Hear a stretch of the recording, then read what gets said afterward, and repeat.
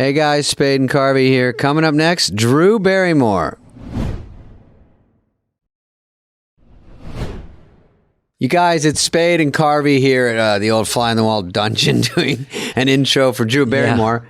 It gets oppressive in here, but once in a while, garbagey they let us out. But, Z Gallery, thanks. You like the furnishings? So I was going to tell you, we have Drew coming up right now. And here's a story that I didn't tell you before. Are we on camera right now? Yeah, and I don't think... Sorry. We always are. Let me just get... It's a Truman Show. Hey, how you doing? What's up, camera? I'm scared to ask her, but that movie Lost and Found, I did. Oh, a couple people see it. A couple people remember.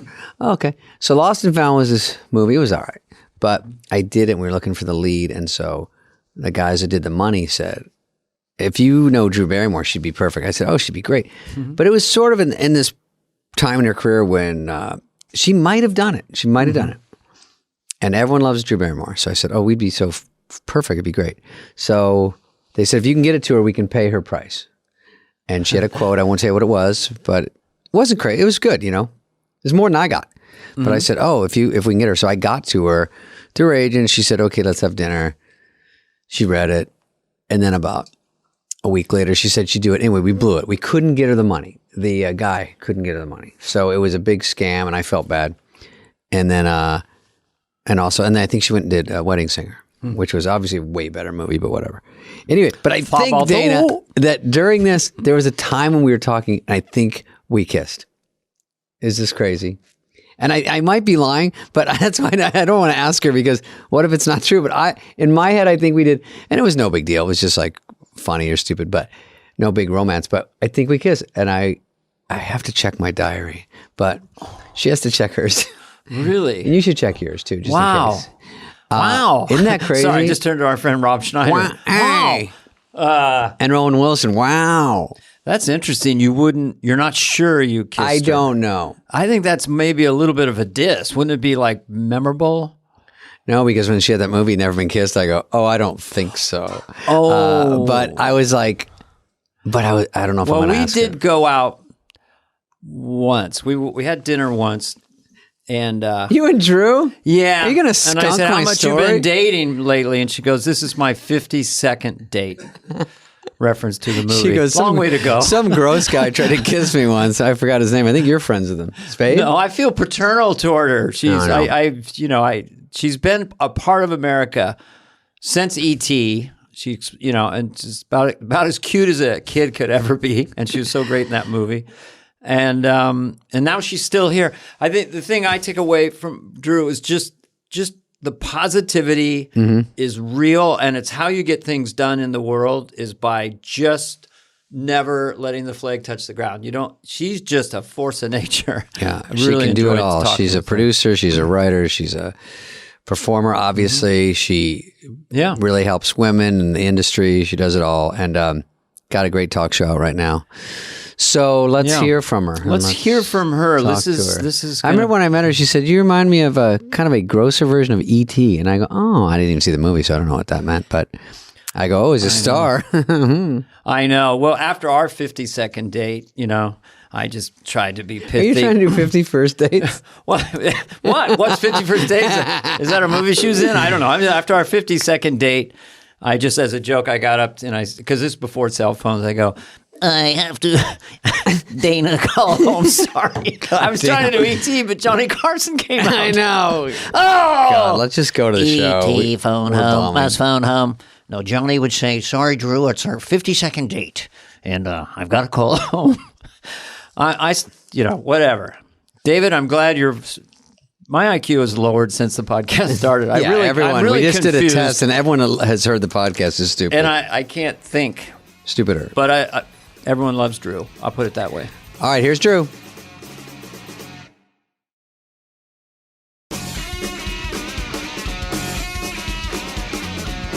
I like this part of the podcast where we don't know what's going on. Bill Hader has kind of his voice has a treble softness to it, but then when he did Daniel Day-Lewis, it just went incredibly deep. So his range is like really kind of interesting because his talking voice is very sort of soft, up here. and we had a great time. And then he's like, but I told you. I like that I try to do Daniel Day-Lewis and you guys both do it, and I forgot. I used to do it like crazy. His was so great. I feel like at some point we'll just tell. I was going to say, that if they said you were the best ever, I wouldn't slug them in the face. But there's 50 people that could be mentioned. It's just people love to have lists. Yeah. I don't want Maya Rudolph to go, what's going on? But he's definitely up there. Well, he just, it's kind of like Will Forte. That middle knots, that early to 2010 or 12, whatever. Knots is the grossest. I know. Had a lot of talent. That's why I listed all of them, and I forgot Maya Rudolph. There's a lot of talent. Where's that lady? Oh my God, you guys, I've been here the whole time screaming. It was on fucking mute. Oh. I didn't want to interrupt you. I was like, oh, I guess they're going and riffing. I'll just sit here. You thought we were ignoring you the were whole a time. fly on the wall. I was listening in. You were talking about Maya Rudolph and the knots or the aughts or whatever we're calling them. And I literally was like, oh, I guess when they're ready, they'll invite me in. But these are like the high class problems of our current world. You're on mute. I can't, your screen is off. This is the new verbiage for us. But I actually have been sitting here waiting to jump into the double Dutch. Literally, I'm so excited that you guys would have me on your show. Are you crazy? I love both of you so much. I'm double Dutching with you right now, and I'm loving. My wife said, "Oh, Drew's so sweet. She's so fun. Has so much energy." And I go, "You think? I don't know. I'll tell you what happens." But already, you're exactly what she promised. She's so kind. She's definitely right about the energy part. I'm like a Labrador in heat. I like the heat. Yeah. Yeah. I've heard people say that. Yeah. I am. But like with, yeah. Well, that was my. Go ahead. No, go ahead. I'm a Labrador in heat. When I'm happy, when I'm intense, I think I'm a whole other metaphor. But when I'm happy, I'm like a Labrador in heat, panting, probably trying to grab your leg. Interesting. Huh. Well, I read some things about you last night, and it was truly impressive and exhausting how much you packed in. So I mean, my God, Labrador and heat. I'm going, and how young you are from where I'm perched. It's like, damn, where does that come from? Where's the motor to do all this and then become a producer and now this, and I don't know. I can't even.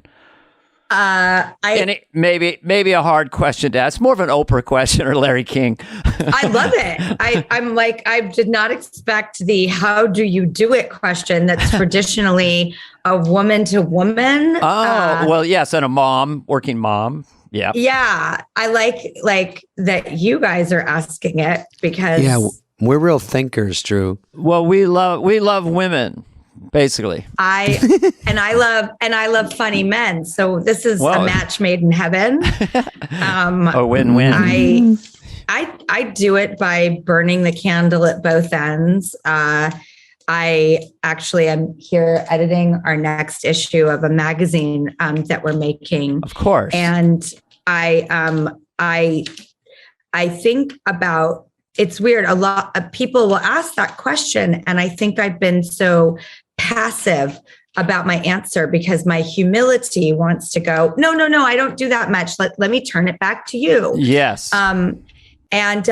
Lately I've been for this magazine and trying to think of some content for it. I've been looking at the how and the we, not the how and the I, but I think that it's really messy.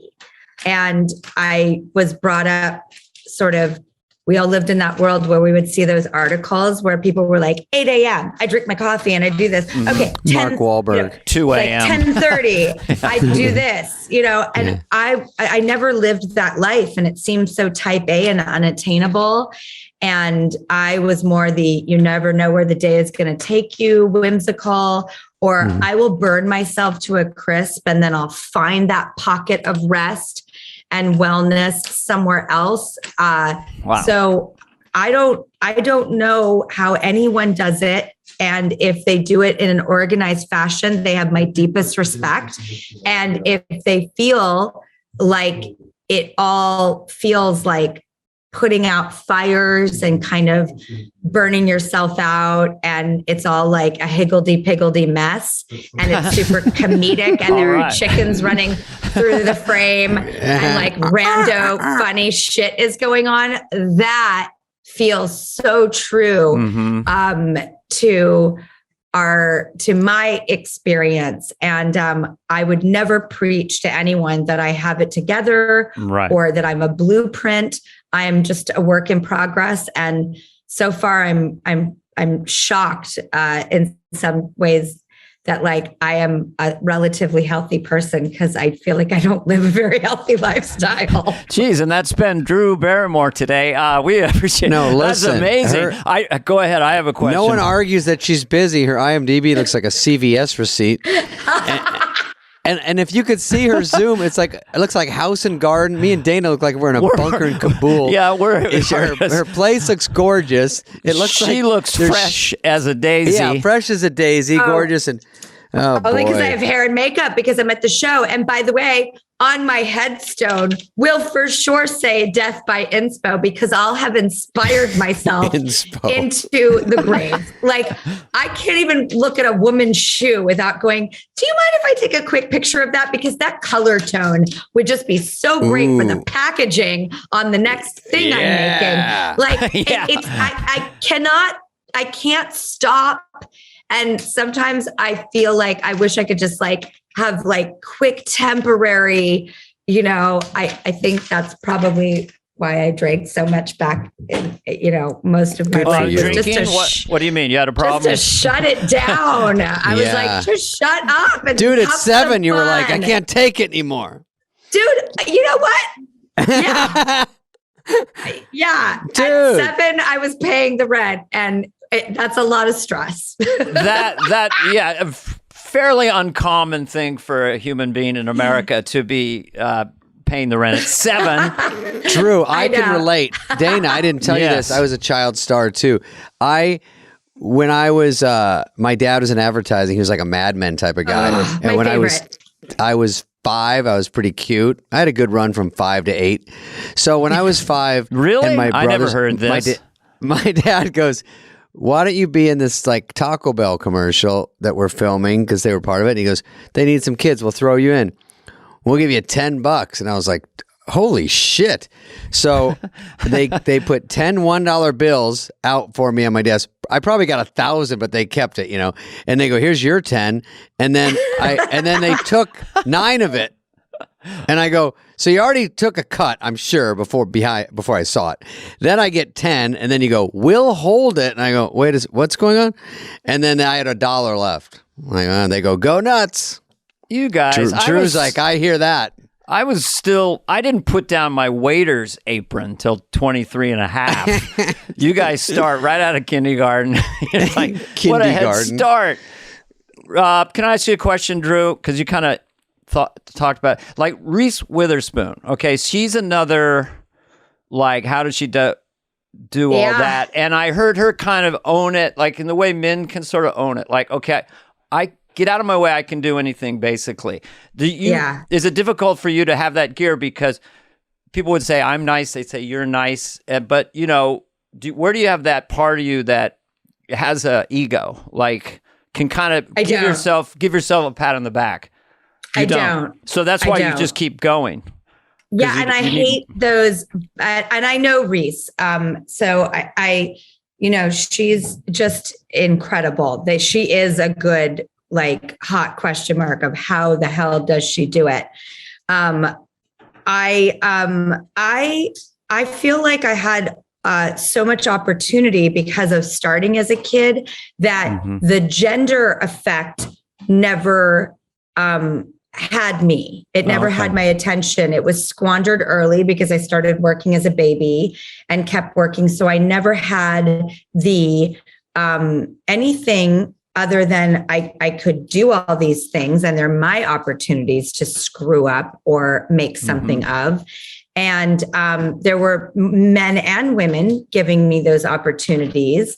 I just wrote the foreword to the new ET book because it's the 40th anniversary. And I was talking about Kathleen Kennedy and Melissa Matheson. You know, I saw women at work.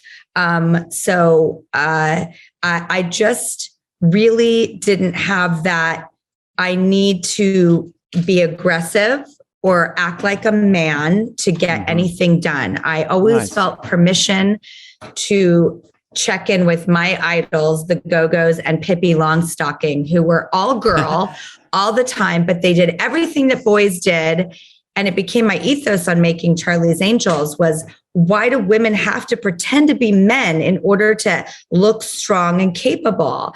Because the truth is, in my world, if I was kicking butt with my girlfriends, we would totally be talking about last night's date while taking the bad guy down. And bad guy could be, again, bad guy or bad girl.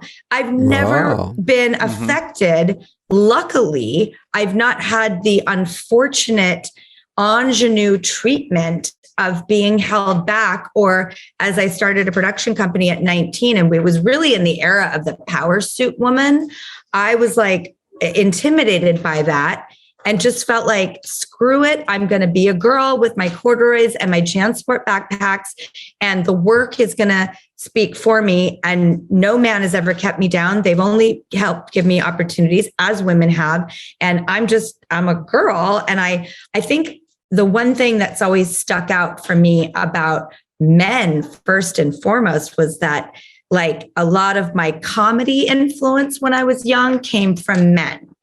There weren't a ton of female comedians. Yeah. There's so many more now. I feel like the playing field is so much more equal. So I identified men a lot with funny, and that was a good thing. I didn't think of men as my bosses or anyone who was going to hold me back, or I had to be like them. I've had fortunate liberation my entire life like that. And I hate boss bitch. I hate it. Boss lady. It sounds like you're hanging a pair of balls on you with a bitterness. And I don't like that because I don't have one bitter bone in my body. However, if people have to put, metaphorical balls on, or a cape, or do any mechanism to empower themselves, that I stand back and do not judge, because everybody has their process of how they get to bravery. She has the best answers. I know. Oh my God. They're unreal. Oh, David Spade, I love you so much. I mean, my God. We have to talk about SNL stuff. By the way, back to E.T. To have two women that high up in the chain must have been nice back then. And they must have had an even keel about them, because you look up to them and you don't see them. I mean, they're as equal up there with everybody that are running a huge, huge movie. That's good. That's a good influence early on. And Steven Spielberg was flanked by these two women. Frank Marshall was there, but Kathleen Kennedy and Melissa Matheson. And so Melissa wrote it, just for our viewers. Melissa wrote it. She was married to Harrison Ford at the time. Yeah. They were very close. They had the script for years. They were making the Indiana Jones movies. They were all a tight-knit group. And she had this script. It was called A Boy's Life. And that's what E.T. was called? Yeah, it wasn't called E.T. until after the film was made. I guess maybe in marketing. I'd have to ask It was called Little Gross Monster for a little bit, I heard. Cute little alien. Okay, go ahead. So, Dana, ask her a question about SNL. What are you doing? I know. I'm a little starstruck. I'm starstruck too. I'm fascinated by your life. I think it's so cool. I'm starstruck by you guys. I mean, literally, you're about to bring up SNL, and I don't know where your question's going to go, but boy, did that show change my life in so many ways. But in no way did I participate the way that you guys have.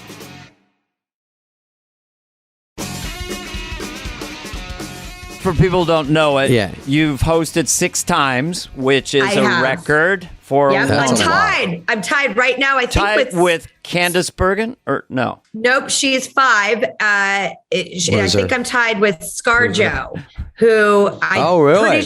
pretty sure is going to beat me because She's great on. Oh yeah, Well, she's got an married to Colin, married so to- yeah. she's got a And- fast track. We're going to book her for 3 a year. Oh, Yeah, and she makes, big movies that are gonna, I'm sure she's gonna beat me, and I love her so much, and we just did the show together. And if anyone's gonna beat it, but here's a record I do hold that I think it will be bittersweet when it happens. I am still the youngest Yes. host in 1982 at 7 years old. Yes. And that one's gonna hurt. That's going to be hard. a tough one. like that's in really no Yes. danger. I don't know unless. I wonder how has it not been taken? How the hell has that not happened? Well, because it's child abuse. Hey kid, I can't even handle. I was crying when I hosted, and I'd done 200 shows. Yeah, it's well, like you go back there and you're like, wait, what do I do? And the band's playing. It's terrifying. I'm 47 and I can't even. But was the monkey a surprise? Yes, the What's total that? surprise. It was a non Tim sequitur for David. Yeah, go ahead. Yeah. Explain that.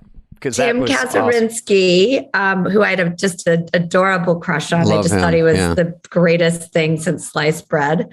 Mm-hmm. They didn't want me to have to deal with an opening monologue. And they sort of addressed that in the monologue. And they say, instead, we're going to do a Q&A with Tim and Drew. Weird to say your name. And so he asked me questions on little index cards, and Adorable. And then at the end, he says, "We have a surprise for you."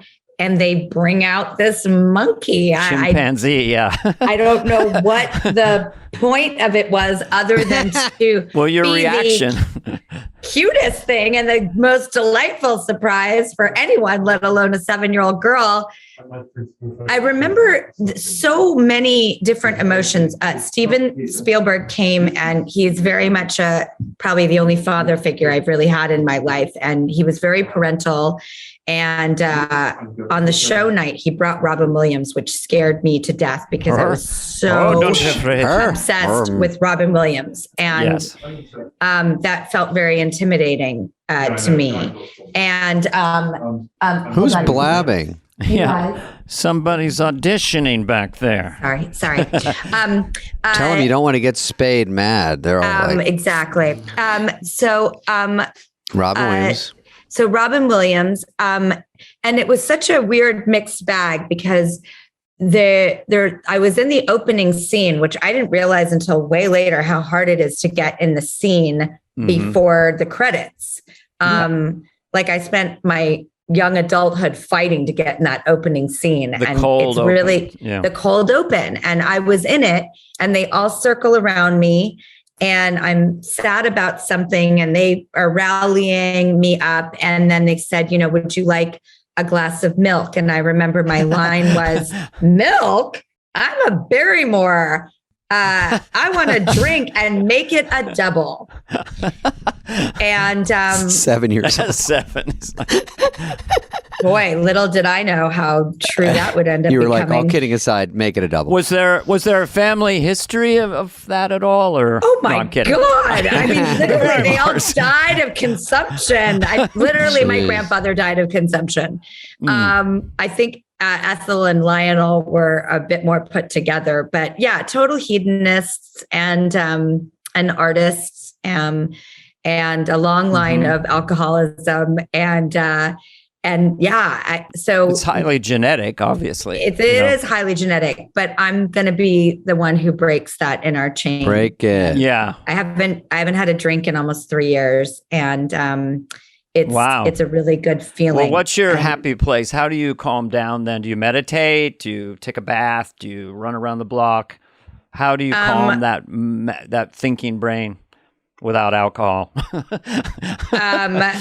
Prayer. Yeah, and I'm not sober. I don't work a program. It's just I realized my relationship with alcohol was the most toxic one in my life, and one I'd been trying to master since I was 9 years old and did start drinking. And that, I had to find a way, I had to find a different way to live. And I can sort of trace every negative thing back in my life. And there's probably alcohol dancing in there somewhere.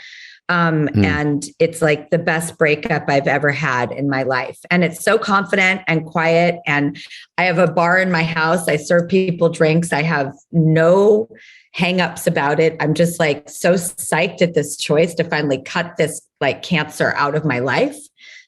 It's something, excuse me. Well, you feel better too. I mean, there's a lot of positives. If you can get through it, it's a lot of positive upside. And so how did you manage all these movies and this massive career while imbibing? Was it sort of binge drinking, or how did you manage people look the other way? I think, when you do burn the candle at both ends and you are prolific, that's part of the fooling yourself. Like, but I'm doing all this work, so I'm functioning. Mm-hmm. Yeah. And that was definitely my justification. But I was more of like, when I partied, I was the crazy one. Like I can think of another SNL alum, Chris Kattan, whose nickname and I for each other is Rooftops, because we would get wasted and jump off my roof into the pool. And I had a lot of fun with it. And it wasn't all bad. And then I think when kids came into my life, I realized that this was no longer sustainable, and I made a hard choice, and it's the best one I've ever made. When it was just me and my life, I guess I didn't matter to myself enough to find the balance. My kids mattered more to me than I did. And I found the balance, and it didn't come easy, and it wasn't pretty. And we all wish we had done things sooner, but I'm here, and I'm so happy to be here. And that in itself, I think, has replaced a ton of meditation and jogging and new agey stuff and self-help and self-care. Just being a person who isn't corroded with guilt and dysfunction and blame. Like, I had a bad girl narrative growing up. So every time I did something wrong, I went straight back to, well, you're a bad girl. So what the fuck else do you think? It's you. You're the bad girl. And if it's kind of your thing, like she's the drinker and the fun party girl, then you're like, it's already sort of factored in. So no one's going to get mad. That's kind of what they want. 100%. I'm the good time girl. And I did have a good time. I wasn't willing to give it up for a long time. I was balancing it in a way where I was working my ass off. I work hard. I played hard. And that was okay for 30 years. And then I think growing up isn't overrated. I'm totally into it. I really, I feel so lucky to have arrived at a more peaceful, saner place. I'm 47, and I don't know if I just only know my own journey. I started so much younger than other people in many ways, but I think a lot of my wisdom came later. And that's okay. Yeah. I don't even ask people what their age is, because I don't give a shit. I don't think it's going to tell me everything about you. Yeah. You're going to tell me. If I have to ask people what their age is, I'll literally say, what's your number? Because it's not indicative of your journey. There are people who have clawed their way through life at such a young age and been dealt such strange cards. And there are people who just can't seem to mature no matter how hard everyone around them is trying. David? They won't. Did you say David? No. That was a joke. Look at him in his mansion. He's very successful. But Listen, I was when I was 9 years old, my mom would say, "You're not drinking till you're 9, like Drew Barrymore." And I go, right. That's weird. We had a tough rule. No, I've got my shit together, Drew. No, I don't. Do you? But Drew, no. No, we're comedians. This is about you. We're damaged little clowns. You know. Yeah, we're little clowns. It was an interesting lesson growing up, being such a lover of male comedians. So many wake up calls on who used the sort of torture as an excuse to, behave a certain way or be kind of an intense person, or, You're talking to me or Dana? And those who didn't, and I would definitely gravitate towards the ones who didn't. But and my mom, by the way, when I was a kid, not only did I get to do SNL at 7 years old, but my mom worked as a waitress in the Comedy Store. So I now have a character that I do for the digital on our show named Mitzi Banana Moore. And it's all dedicated to Mitzi Shore, really. And she's the inspiration for it. And I get to ask questions that I can't get away with on daytime television. And I got a wig and a look and a whole thing. And great. Sounds so funny coming out of you. Do you have a lot of Mitzi stories? Because we have stories about Mitzi, Pauly Shore was my babysitter. Wow. Yes. Sorry. I don't know was about everything that. Okay? I think so. Him and Donovan Leitch used to look after me sometimes. Our parents didn't. I mean, my mom is an extreme case, and but a lot of people were in that time. We did not parent back then the way we do now. And it's crazy, the scrutiny and the helicopter parenting and the guilt and the books and the rights and the wrongs and the do's and the don'ts. Yeah, my mom just left me with Pauly and Donovan while she and Mitzi were off at work. It was fun. I loved it. And my mom gave me such a rich history on who each and every comedian was. And what their body of work was, and what Steve Martin meant, and what Robin Williams meant, and who these people that came and did a set that night, or here's the person up and coming. It's very in my DNA. And so for me, getting on this podcast with you guys, I'm the one freaking out. I don't know what so much of my life would be without the things that you both have put into the world. And comedy is a very healing thing. I call it medicine always. And I've been trained like a little seal to appreciate and understand the power of when someone makes you laugh, they take away your pain and stress. They give you a respite from your trauma and your damage and your worries and the things you got to do and the things that have affected you. You are liberated and free in that moment because your chemistry changes. You can't laugh and worry at the same time. I mean, and by the way, the more you're worried, I hope the more you are laughing, because it's the only way you're going to survive it. Well, this leads me to a question, because you're giving a background on what comedy meant to you and learning this in real time with you. What does it mean to have hosted SNL for you? Because then you go into America's comedy palace, basically, and you host it 6 times. I mean, what does that mean to you? And how thrilling was it for you to then be part of it after the age of 7, and then you're an adult, mature, funny person on that show? What is it? I don't know. You have 6 minutes to answer that question. I really feel like that show is an institution, and it's a living, breathing tree. It's a giving tree that new leaves come out of its branches. And these leaves are these people, these artists. Such good answers so far. Yeah. And that was so poetically, you speak like a poet, Drew. Yeah, it's unreal. Have you written a book of poems? You have, haven't you? I do write poetry. I love poetry. I read a lot of poetry growing up. And we get to bask in the shade and the light of that tree. And it's like, it formed me so much as a human being. And I'm happy to say whether it's successful or not, I don't know. I'm not objective about myself. I never want to be. But when I was lucky enough to get the show that I'm doing now, which is a talk show, it has my name on it. I actually asked for it to be named something else. They said, that's not how this works. I said, fine. We'll go with the household name. You have a great name. Yeah, it's a cool name. One syllable and then 3 syllables. It goes Drew Barrymore. It's just a cool name. Thank you, Dana Carvey, which actually ends in a smile. That ends in a smile. I think I never thought of that. it's true.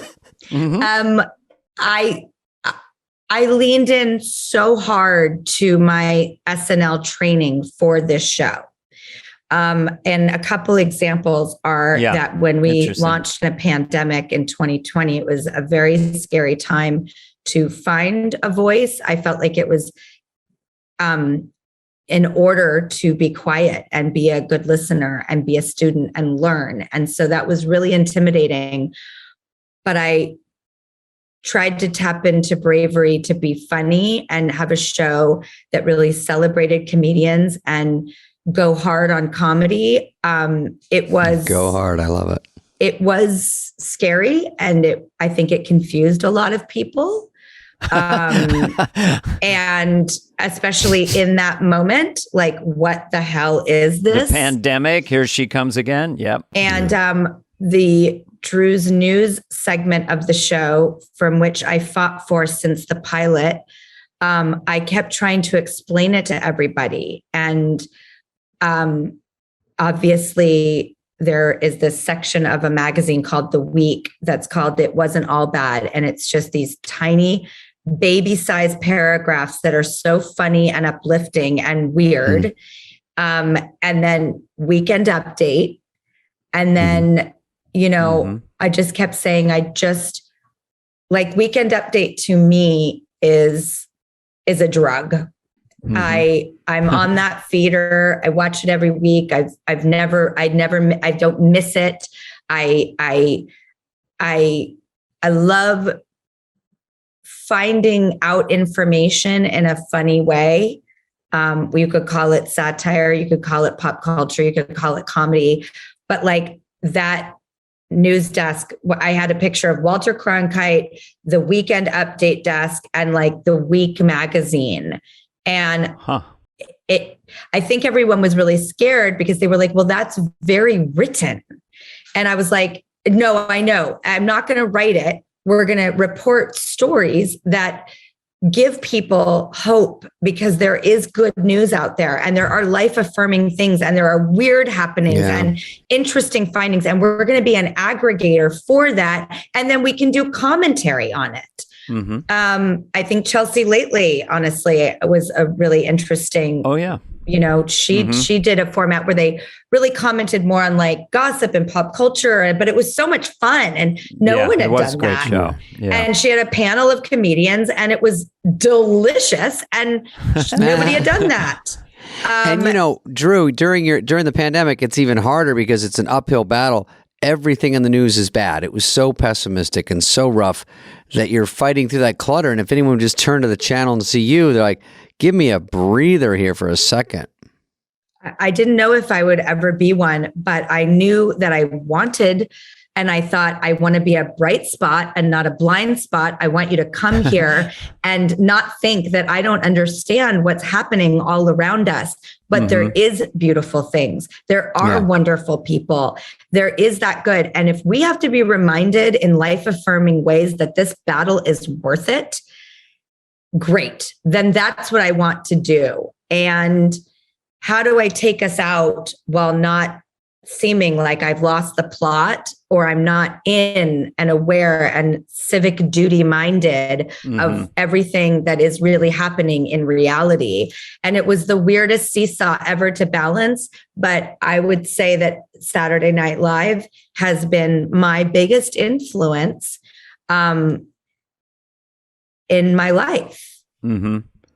Jesus. And now that I got to do a show that's not a movie or not a script or not a rom-com that probably involves a lot of people from the SNL alum, you can see that love and that honoring and that adhesive sort of admiration I have for male comedians, because I've spent so much time, how about Sandler and Fallon? And you did movies with both those guys? Like, how crazy. And I have to say, be in Wayne's World as Bjergen Kiergan for yes, a Bjergen beat. Kiergan. Can we hear a little bit of Bjergen Kiergan from Wayne's World 2? Drew Barrymore. By the way, I really feel like that was I was worried, Sweden, like anyone was going to be mad at me. Like I made a real joke out of the accent because I didn't really study enough for it. And it didn't matter. I sort of went for the broad comedy and I was like, did I offend people with that?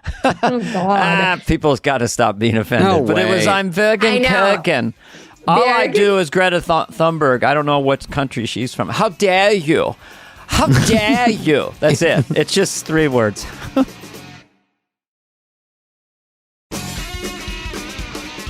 What is it like to be able to have that? Like Jimmy Fallon came on the show the other day and he's married to my partner. They fell in love on Fever Pitch. So he's like, we're family. Nice. But we did one episode together here on this show where we were like, let's try impressions. And like, I suck at impressions. Like, what's it like to have that kind of access in the snap of a finger and be able to do any voice? Like I have to study and like take it so seriously that I almost lose the freedom and the whimsy. I got to learn it so well that then I can play because I've got it so fucking down that now I feel liberated and free because I've held on to it so tightly. What's it like to just be like, here, play, fingertips, access? Well, I don't know exactly what you're saying, but I think I've got a bloody idea about something you're trying to Michael get Caine, to. everyone. Michael Caine. If I have to say it, I didn't know I'd. Listen, you're tremendous. Everyone says, excuse me, many people. Trump. Drew Barrymore, your show's terrific. It's terrific. Many people, excuse me, many people are saying, gas is going. I have a new rhythm for him. I'll do it for Drew. When he's on the podium to his audience, he goes, gas prices are going up. $6, $7, $10. How high can you go? That's the final rhythm. How high can you go? Yeah. It's all inflection. Yeah. Yeah, and I just have fun with it. I'm in awe of, like, there's certain people do certain impressions, and I just love it, and I'm in awe of it. And Jimmy Fallon, his Neil Jimmy's Young, great. is like insane. Oh, his Neil Young is so good. He has so much talent. I've talked to people there, like he's with Justin Timberlake, and they're choreographing something, and they go, Jimmy, just one time, he's got it, and then he can sing, and he dances, and he does all these voices, and he's such a great talk show host because he's such a great I think audience. we're all so influenced by that Renaissance variety human that can pull out of the ether or have a premeditated approach to it or access to both. Well, what's one that you learned? You talked about learning one and really owning it. Yeah, do you have a good one? Load it up. Do you do Chloe Fineman? Sorry, I had to burp. Jesus. I'm sorry. That's my favorite thing. Who is that? Oscar? We've done dozens of these. That's my favorite moment. Thank you, Drew. Because the most real moment. Thank you. I'm sorry. I'm not. Now you're definitely the coolest. Oh, good. All right, that one's getting to my house now. It's just getting to me. Oof. Let's see. What have I eaten today? Chili dog, I can tell you. No, just only quinoa, like a quinoa porridge. It's pretty boring. Oh shit! What was the question? Let's make fun of Sandler for the end. Oh, well, we have a lot of Sandler questions at the end. We got Sandler questions. So we like to clown on him. I mean, God, I love him Who so doesn't? much. You got some monster movies with him. Adam's made a lot of great movies, but I think 51 Dates is like one of his very, very best because it was such a complete film and it was so emotional at the end. Didn't you find that to be an extra special one you did with him? 51 Dates. You've done 3. 51st Dates. 51st Dates. Or 51. It was originally another title change. It was called 51st Kisses. And I think they thought that was too girly. Yeah. In the marketing. Dates. Dates is more gender neutral. Now, this actually became a really big study for me about men and women. This is where I really did take on gender. So Nan, my partner, had found that script, and it was a drama that took place in Seattle. And funny enough, she wanted Reese Witherspoon to do it. No. She was like, Your own she partner. was like, you're busy. I believe in Reese Witherspoon. She was a total fan. We've all been fans of hers forever. I've known Reese since I was 14 years old. Wow. And so she had me read it at a table reading, and I was like, oh my God, this is the best script ever. And we wanted to get attached to it as producers at Flower Films, and it disappeared overnight. Someone gobbled it up, and then her and I tracked it for the next, years, several years. It went through different big directors and big actresses. And we just, Nan and I were determined to track where this script went. And all of a sudden, it finally matriculates over to none other than Happy Madison. Happy Madison. And that is, to anyone who doesn't know, is Adam Sandler's company. He's always done it with the same people. He always will. He's such a loyalist. And it was everybody I knew from The Wedding Singer. And another great one. Yeah. I love that movie. Oh, another monster. Well, I stalked him. I was like, I know that you and I are supposed to be Katharine Hepburn and Spencer Tracy, except for probably through more of a Marty Feldman, Buddy Hackett lens. Buddy I'm not Hackett. fancying myself Katharine Hepburn here. I've got purple hair and a leopard coat on, and you're you're sporty spice. So nothing about Sporty us Spice. physically says that this is a match, but I am convinced, Adam, that you and I are supposed to be cinematic soulmates. And we did The Wedding Singer together. And then I think it was 10 or 11 years later, I found out the script went to him. I ran into my trailer. We were filming Charlie's Angels on the Sony lot. Happy Madison was on the Sony lot. And instead of running over to his office, I thought, I'm going to type out a letter for him. So I got on my Olivetti typewriter and I typed out this letter to him, hysterically sobbing. And this, I think, the power of a letter. I've had multiple things happen that have changed my life for the better, or in palpable, powerful ways through a letter. Yeah. Don't deny the power of a letter. And I said, I know we've talked about maybe coming back together. We set ourselves up real well in the first one, which kind of fucks us up for the second one, because the expectations are going to be really high for both of us. And we can't do something that is less than. We have to do something equal, or maybe even more than. And I am convinced that this is the movie. And I had someone run the letter over to his office. He showed up at my trailer. Barrymore. Knocked on the door. What are you trying to do?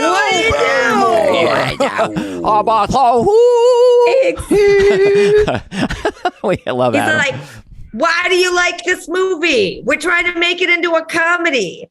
And I said, oh my God, really?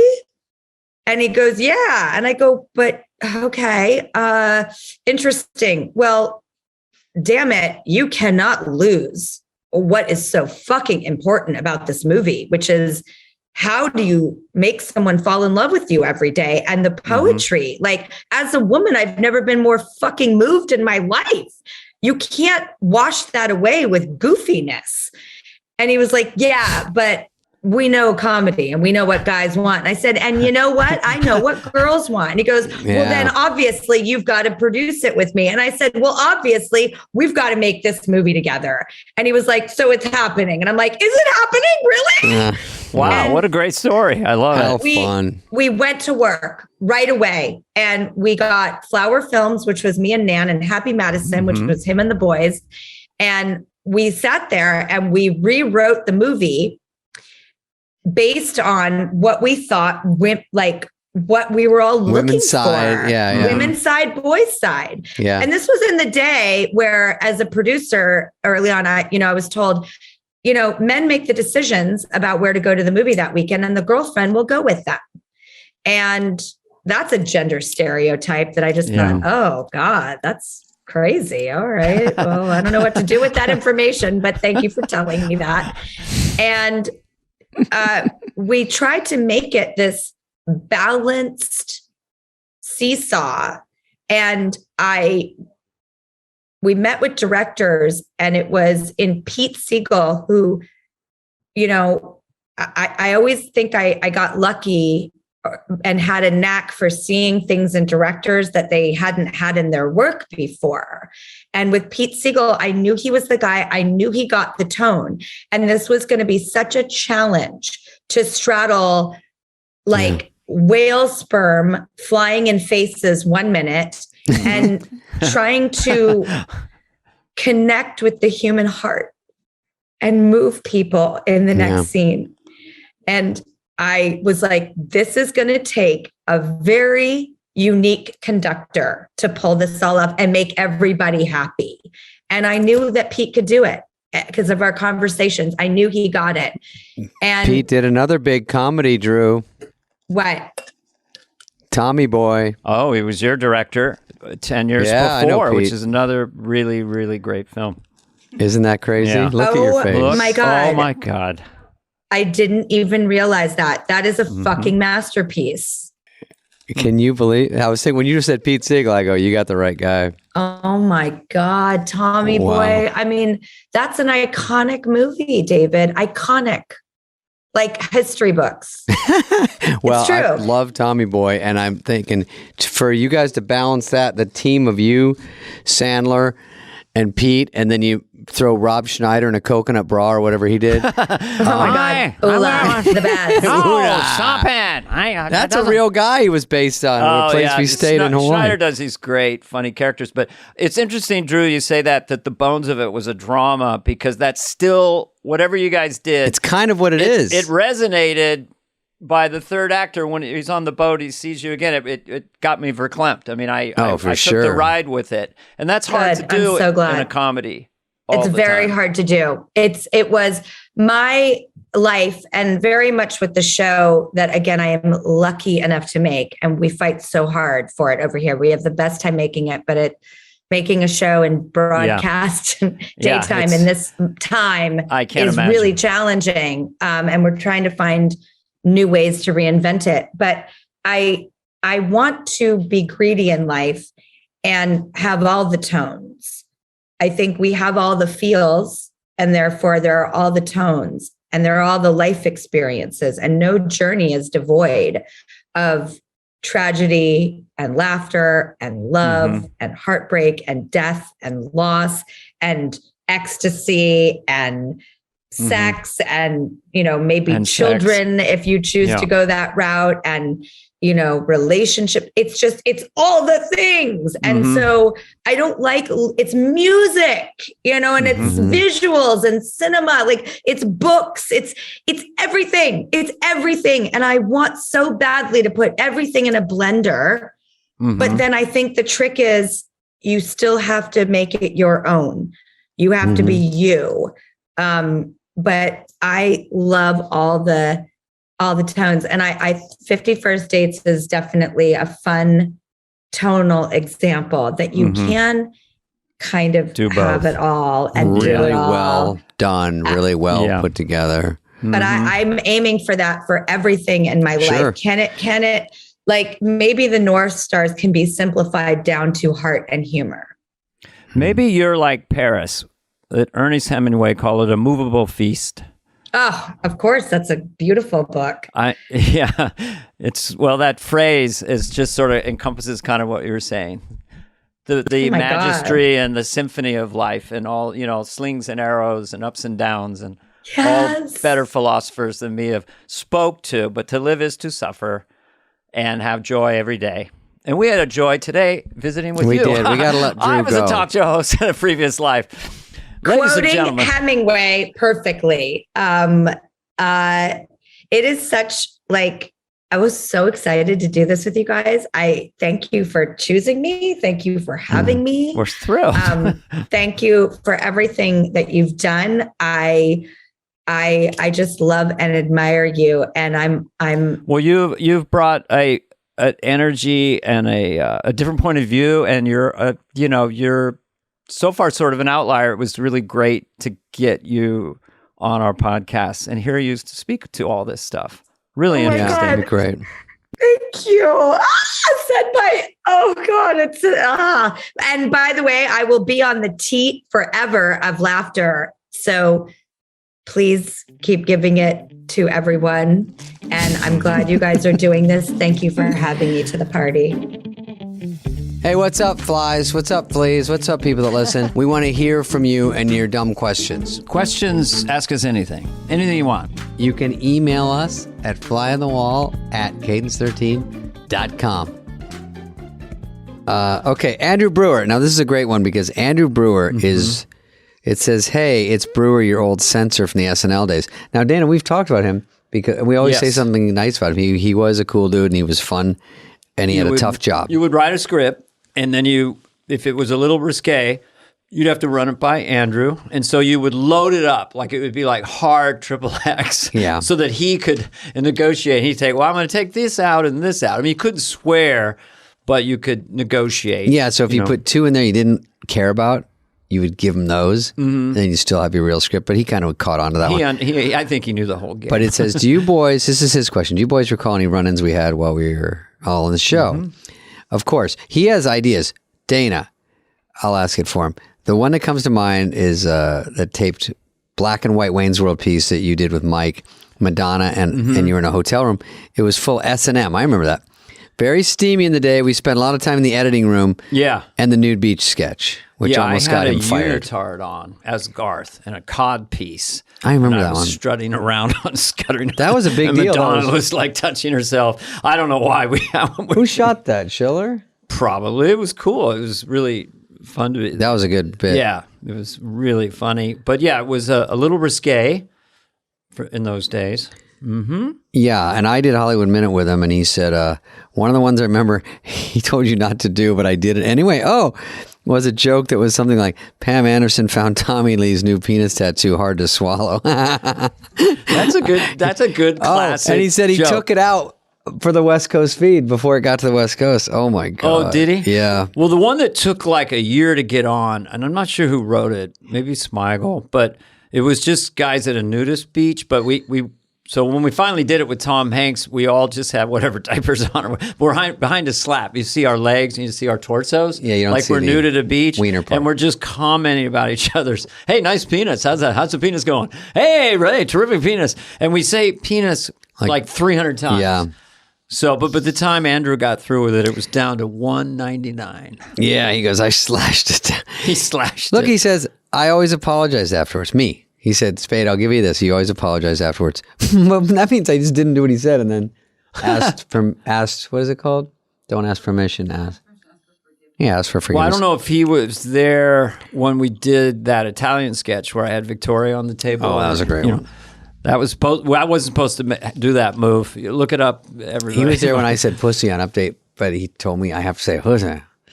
And Dennis goes, Spudley, you better fucking nail this one. You're going to get shit canned. So right before we go on live. And then I go, I'm going to go out after the show and get some pussy. And then they laugh and he goes, you're fucking gone, Spudley.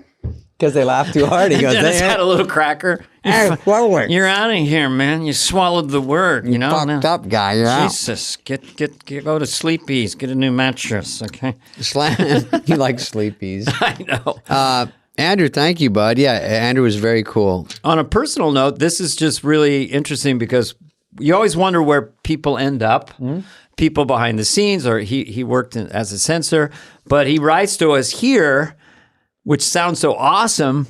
I'm currently kicking back and living in Barcelona, drinking cheap red wine and attending Spanish school. I love it. Come visit your old pally censor, XO Andrew. So I would just say you're the champion of life. You beat life. Anyone who's drinking cheap wine in Barcelona and kicking back is the champion of life. Maybe I got an Emmy on Saturday Night Live, but you're the real Emmy winner, Andrew. Yeah, you're stuffed in my basement doing reading questions. I think he won that round. Yeah, we're still dancing and sweating for our nickel, man. We don't have time to drink wine or go to Barcelona or nothing. Pennies. We're sad. We're puffy little clowns. We need attention. We'll never quit. Never stop. We're puffy? Puffy little clowns. Ruddy faced, puffy little clowns. I flush a lot now that I'm over 50. for no apparent reason. All right. Thank you, Andrew. Thank you, Andrew. Please write again.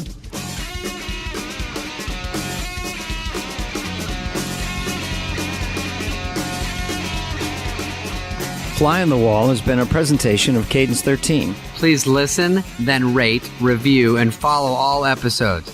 Executive produced by Dana Carvey and David Spade, Chris Corcoran of Cadence 13, and Charlie Finan of Brillstein Entertainment. Production and engineering led by Greg Holtzman, Richard Cook, Serena Regan, and Chris Basil of Cadence 13.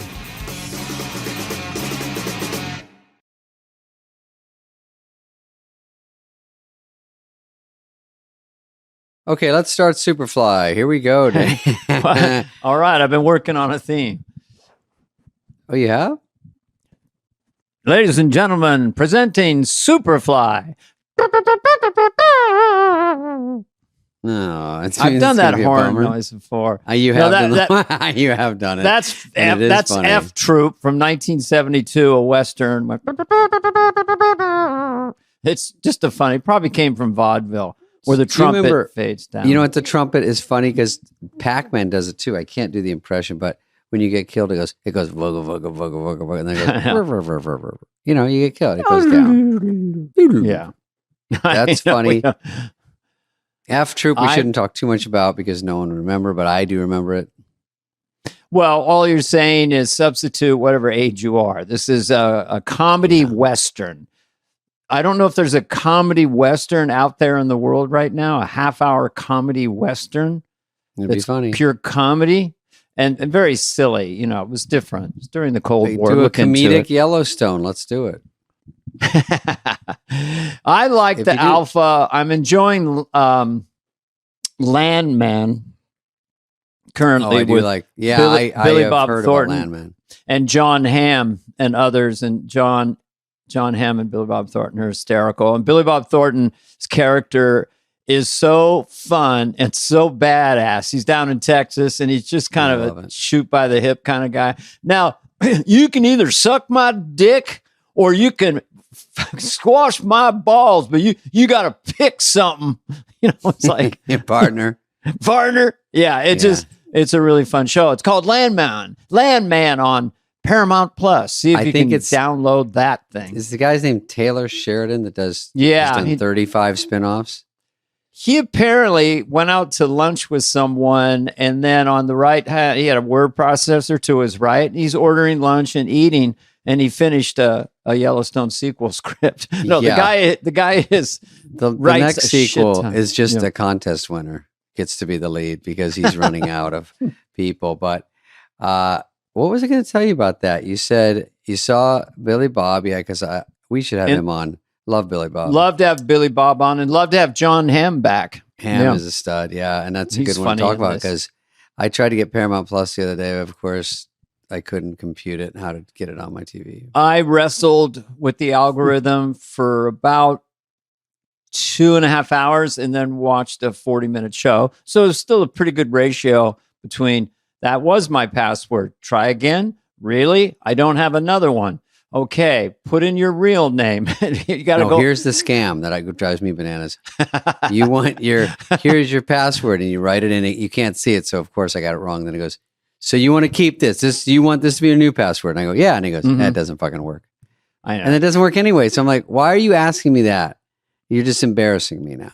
Every once in a while I have a password. I have one secret one that I made intentionally difficult, but sometimes I have like Bob or something, and then the algorithm gets really mad. This is what the fuck are you doing? What are you doing? Yeah, that's they now, because of AI, they swear at you. What the fuck are you doing? I'm going, I'm just trying to watch Landman. I don't need a lecture from a robot, bitch.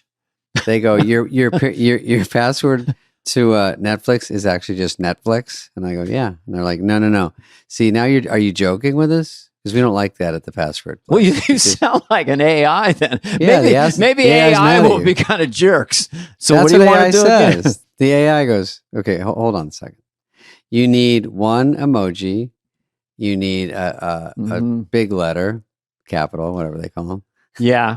You need a comma, a capital something, a letter, a word, and you need a kind of an emoji of some sort of antelope that would be common in North America Antelope. 200 years ago. I give him the ball of yarn because no one uses that.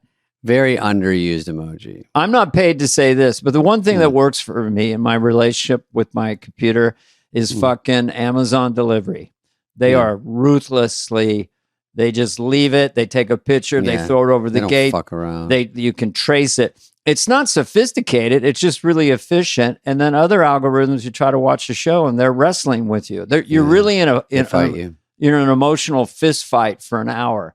Listen, I'm not paid by emojis, but I spend, for how old I am, which is late 30s, I spend most of my day looking for funny emojis. Too much time. That's great. Too much time. I don't have a setting where I start to type it in and it shows up, so I have to fucking old school raw dog it and go look for whatever. Well, we talk about nothing too much. I will tell you. Nothing is good because here's the nothing. Yeah. So you're kind of busy in life because I don't want to make this show business. You're busy and you're getting requests for something on your emails, and you punt on them, meaning later, and then you land. It's Thanksgiving vacation, so now you have to disappoint people. No, I can't make it. I won't be available. I can't. So you're a horrible person. But my therapist said to me, always say to yourself, it's good for them, the people asking. But is it good for you? And then she goes, can you do this charity for my kid? And you're like, really, and I therapist? say, it's good for you, but is it good for me? And she goes, you got an A+. You're half off today. So that'll be $700. What about, we're doing a gig in Fantasy Springs. You know that? We're doing a gig. I know. It's funny. This is our first big public gig since we started the podcast. We've done some live podcasts, but just Spade, Carvey, Fantasy Springs, Palm Springs. What's it called? Fantasyland?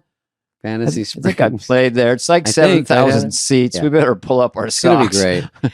Pull up our socks and give them the good stuff. Well, we don't know I don't want to follow this dandy who does we got to figure that out. This dandy is in top fit shape, and I'm just working on it.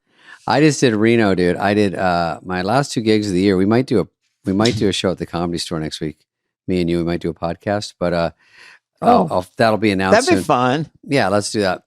We got this show, this coat which pops, and obviously everyone's buzzing about it, and the chat rooms are buzzing right now. Well, but I only wore it because all I had was my boring gray V-neck and a white T-shirt, and I didn't want to go in my Gervitz Halloween costume. That's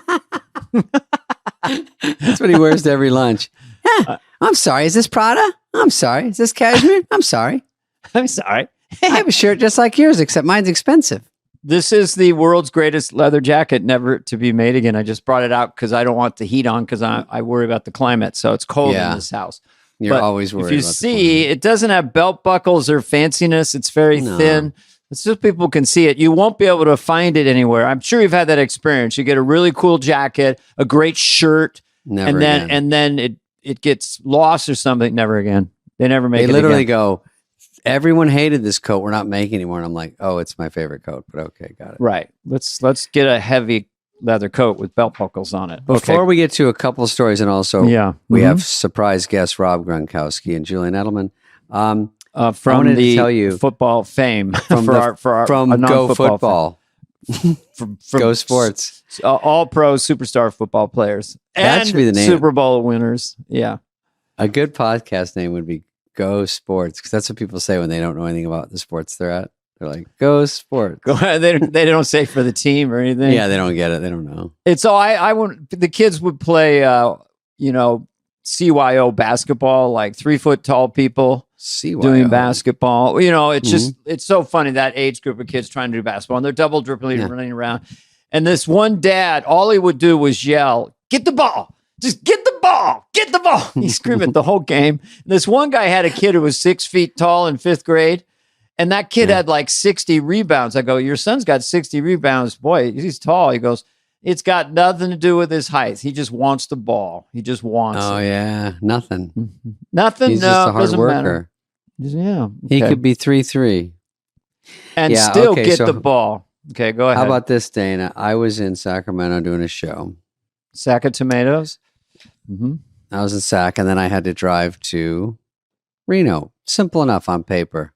Yeah, You know, you could do that. Gervitz and Alex Murray, my guys that book my road gigs, are like fucking Colonel Tom Parker. They're like, Elvis, you can do another one. So I just like am just getting like buried. You don't want to with let gigs. down your family, do you? That's what he would do to Elvis. Yeah, you don't like money. Elvis would be like, I think I'd like to take a break, Colonel Tom. Maybe just a week off. You want to hurt your daddy? No, sir. Where do I go? Poor guy. He already got a new belt. What does he need? I have millions of dollars. That wasn't a belt. It was a dinner plate with a leather strap around it. That was the largest belt. I can't. Imagine Elvis's response when the Colonel Tom said, "All right, Elvis, we got your outfit for Vegas. Let's unveil it." And they unveiled the curtain, and it's like the white jumpsuit with the bell bottoms.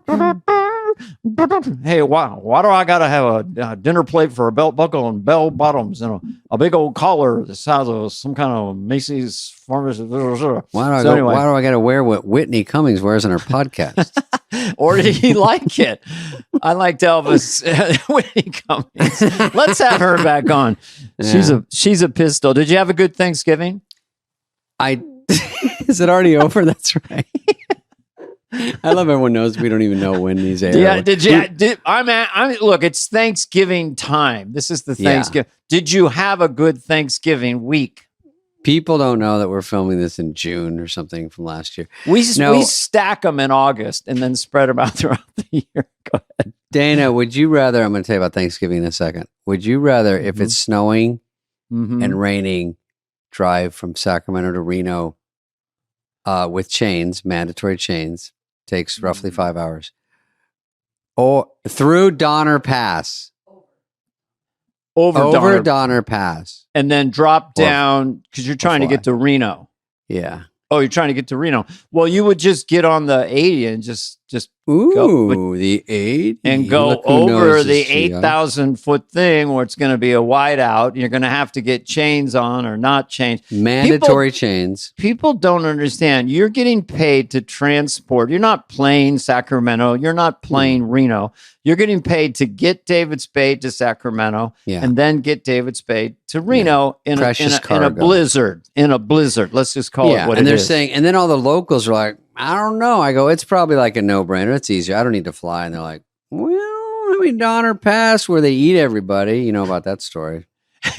Yeah. Make sure before you get to Donner Pass, you've had a good meal at a diner or something. Because something about the ghost of Donner Pass, you start eating your wife's leg before you even think about it. For people that don't know, they would remind me, I go, what happened there? They go, I think only 80 people got stuck there and they ate 40 of them.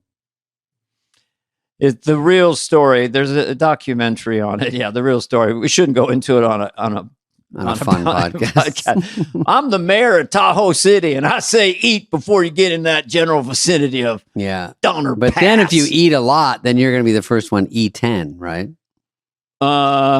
Yeah, they would pick straws. Some did very well. Yeah. You know, some, but basically they were found by people in Sacramento.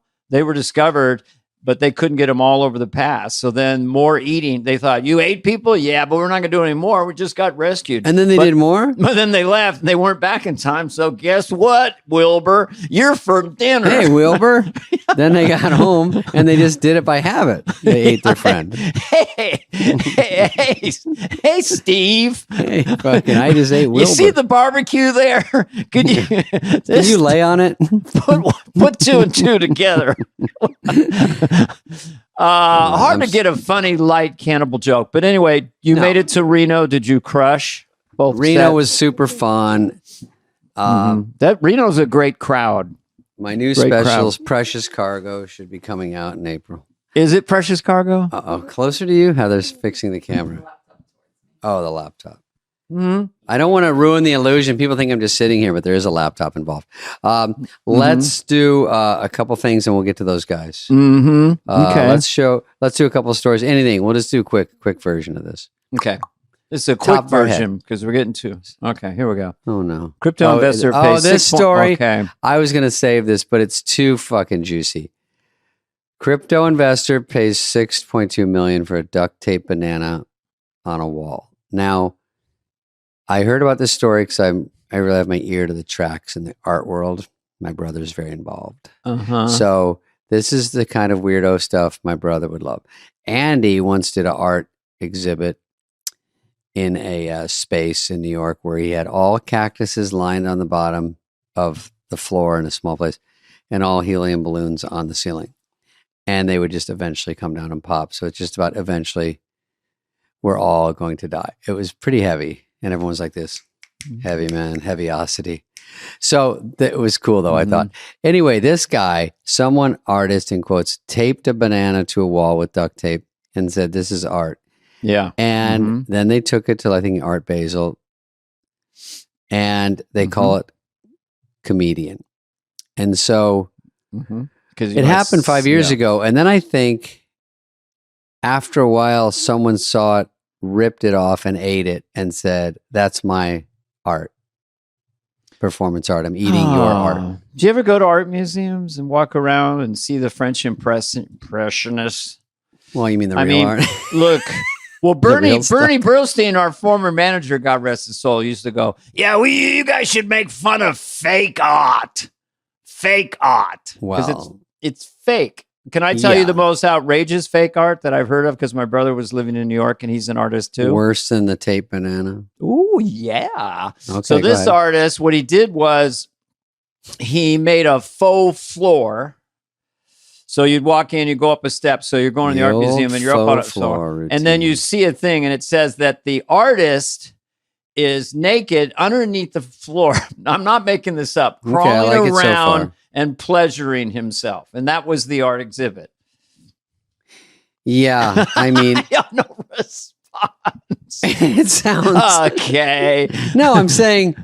I get it because I've seen a great piece of art. They have Performance naked people close together like this in an art space, and the crowd has to walk through them and kind of bump through, and that's it. I mean, there's a woman that just sits and stares at you. Are we in the wrong business? I mean, if you're getting Are we in the wrong business? I thought crypto was a scam. I mean, my God, I'm in the wrong biz. I'm traveling over Donner Pass, spraying my body with Raid so no one eats me. You're like so Everest. You got ice picks out and boots and sweaters. Yeah, Get up here, down, propel. The show's at 8:30. Carrot Top's opening. Not a Chili's in sight. Nowhere to eat. They go, ready for dinner? And I go, is there a Chili's? And they go, you're the dinner. So Donner Pass is all the way to Reno. It's all the way. I don't know what. I don't know. I just ever had this one? First world problem. You've timed your dinner for room service because you want to just get energy but not be stuffed to go to do the show. And you're like, oh, it's a little late, or I can't. And you call back. Oh, so sorry, man. We forgot to put it in. Yeah, and the stove broke. Do you want some potato chips? Yeah, there's a vending machine on your floor. Road work. I think that's the book. All right, Life on the Road. Yeah, everything but the show. That's what the book's called. Yeah, show's fun.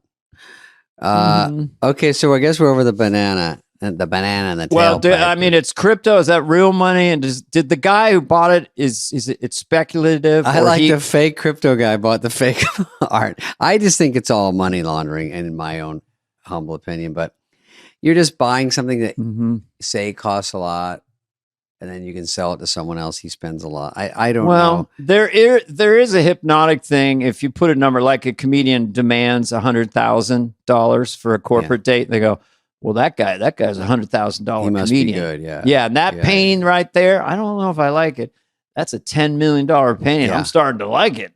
So now, what I do like is like baseballs, signed Michael Jordan's. I mean, there's some stuff I think are cool that are like one of a kind thing that feel like a tangible asset. That seems it's cool. Scarcity to that. There's only so many Michael Douglas or Michael Johnson, all the Michael Jordan. It's scarcity. And so that creates memorabilia like that. Like I have the Beatles Capitol record signed by all four, and that's worth a pretty good amount. Yeah. Give me maybe that for my birthday. Okay. Here's the next one. Cheating on your spouse is no longer a crime in New York. Was it a crime? What was it a crime? That's the first question. Is it? Adultery is no longer a crime in New York after Governor Kathy, is it Hochul? Hochul? Hochul. Repealed a 117-year-old law that classified as a misdemeanor. Okay. Misdemeanor for 90 days in jail. I mean, how many times have they convicted people?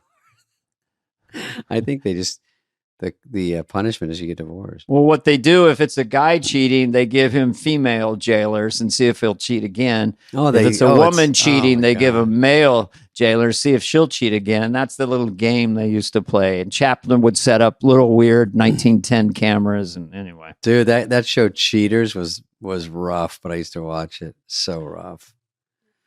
A girl would go, I think my dude's cheating, and then they follow him with the camera crew to their car while they're making out or hooking up. She'd pound on the window, and you got a whole crew of like 8 union guys filming you. They come on half naked. What are you doing here? This is a work friend. There's so much content. I'm just gonna say there's so much. You're in the wrong business again. You could be on the crew of Cheaters. Let's just make reality shows. What are we doing? God dang. Here's my new reality show. You want to hear it? This is a real idea. Okay. It's called I'm Around. And it's basically me and my loser friends, because every time we go to lunch, we walk back to the car and he's like, all right, let me know what's going on. I'm around. I go, okay, well, I got a gig Saturday, but I'm around. And then they go, okay, I got to go do this, but then I'm around. I'm around. Everyone's around. I think it's shy men to be afraid of showing their feelings. I'm around rather than, hey, man, I'll call you. Let's get together. I definitely want to hang out and go to a movie. It's a very casual. If you want to go, yeah, I'm around. I've distilled life to this. Could I just put this out here? Yeah. Life is just about, most of life for almost everyone is just, you want to go over there? Yeah. Okay. Hey, maybe tomorrow we'll go over there. Yeah. I think I'm going to go over there again too. It's true. Yeah. Seinfeld most of used to life have a bit is of just a hanging doozy. out and going places. Jerry used to say, you want to go out? And then you want to go back. So you'd be out, let's go out, everybody go out, we're out. I think I'm going to go in. Let's go in. Yeah, hey, what'd you do today? We went to a park. Then we went to this little restaurant. That's a good day. How many more days do you think you have on planet Earth? About 600,000 days of. You want to go over here? Tragic. It's too. You want to go over there? Bleak. Bleak. Oh, my dad used to go. I stayed in this little flea bag hotel, and bleak. It's quite bleak. Bleak is a funny word. Okay, well, let's get to these guys. Are we doing one more story? What do you want to do? Up to you. You're one more story. Okay. Oh, talk about wealth and excess. The Kardashians got a private. Now, this is not shocking to anyone. Private showing of Wicked. Before it comes out. Okay. You don't have to play the sound, even if it's too loud. But what it's like to be rich, because yesterday the Kardashians revealed that Ariana Grande and Cynthia Erivo threw them and their families a private screening of the Wicked movie. Take a look. Kim Kardashian posted this on her story. Those balloons alone are over my budget. So they have all these pop-ups. They have a green Wicked carpet. They have 1 trillion flowers. Streamers, they're the cheapest thing in the book. There, so this is in their house, one of their homes. Yeah, one of their wings of the house, screens, and then like a full toy store of Wicked stuff from Ariana. Well, it's a normal childhood for the kids. Don't get spoiled. This is this is before everyone got to see it. So this is even more special. Way more exclusive. And they say, kids, we only do this once a week, so let's not get used to it. It's not an everyday thing. If I was from Boston and heard this, I would say, that's wicked. Merch. That's wicked smart. That's wicked awesome. That's wicked awesome. That's wicked smart. I love that the Kardashians have monetized. Hey, look at all the stuff we have and our planes and what we can do, and they're still likable. Somehow, it just sort of works for them. What's the part? They premiered Wicked, and Ariana and the other lady came and watched it with all the kids. No, I said they were there. The 2 stars were there. They were there, and they were like giving them everything and signing everything and just being like, here's a Funko of myself. And all right, rolling. And then they play it and they all sing along. And I'm like, God dang. Here's my guess, and I don't know, but do you think that's the 2 actresses that went to the event got paid? Oh, they might have gotten paid. There's secret paydays going on all over the place, dude. I'm not privy to them because I'm sorry, I won't be available on that date. Excuse me. What you I have say? a gig. $1 million? Let me check my calendar. Maybe I can push some things around. Yeah, I'll get back to you. Yeah, Must Be Rough Productions. All right, let's bring on our guests. I'm going to go change my outfit so we can interview these guys. Me too. I'm going to put on a black hooded sweatshirt because I wanted to get ready to rumble. Hoodie because it's tougher. It's like football. Yeah. Like a That's Belichick good. hoodie. Yeah. Yeah. Okay, so here we go. We got Rob Gronkowski and Julian Edelman, and we're going to talk about a bunch of stupid shit. Superstar football players.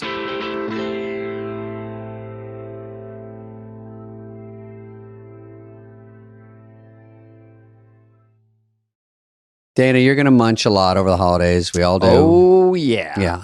I like bread. I like butter. I like texture.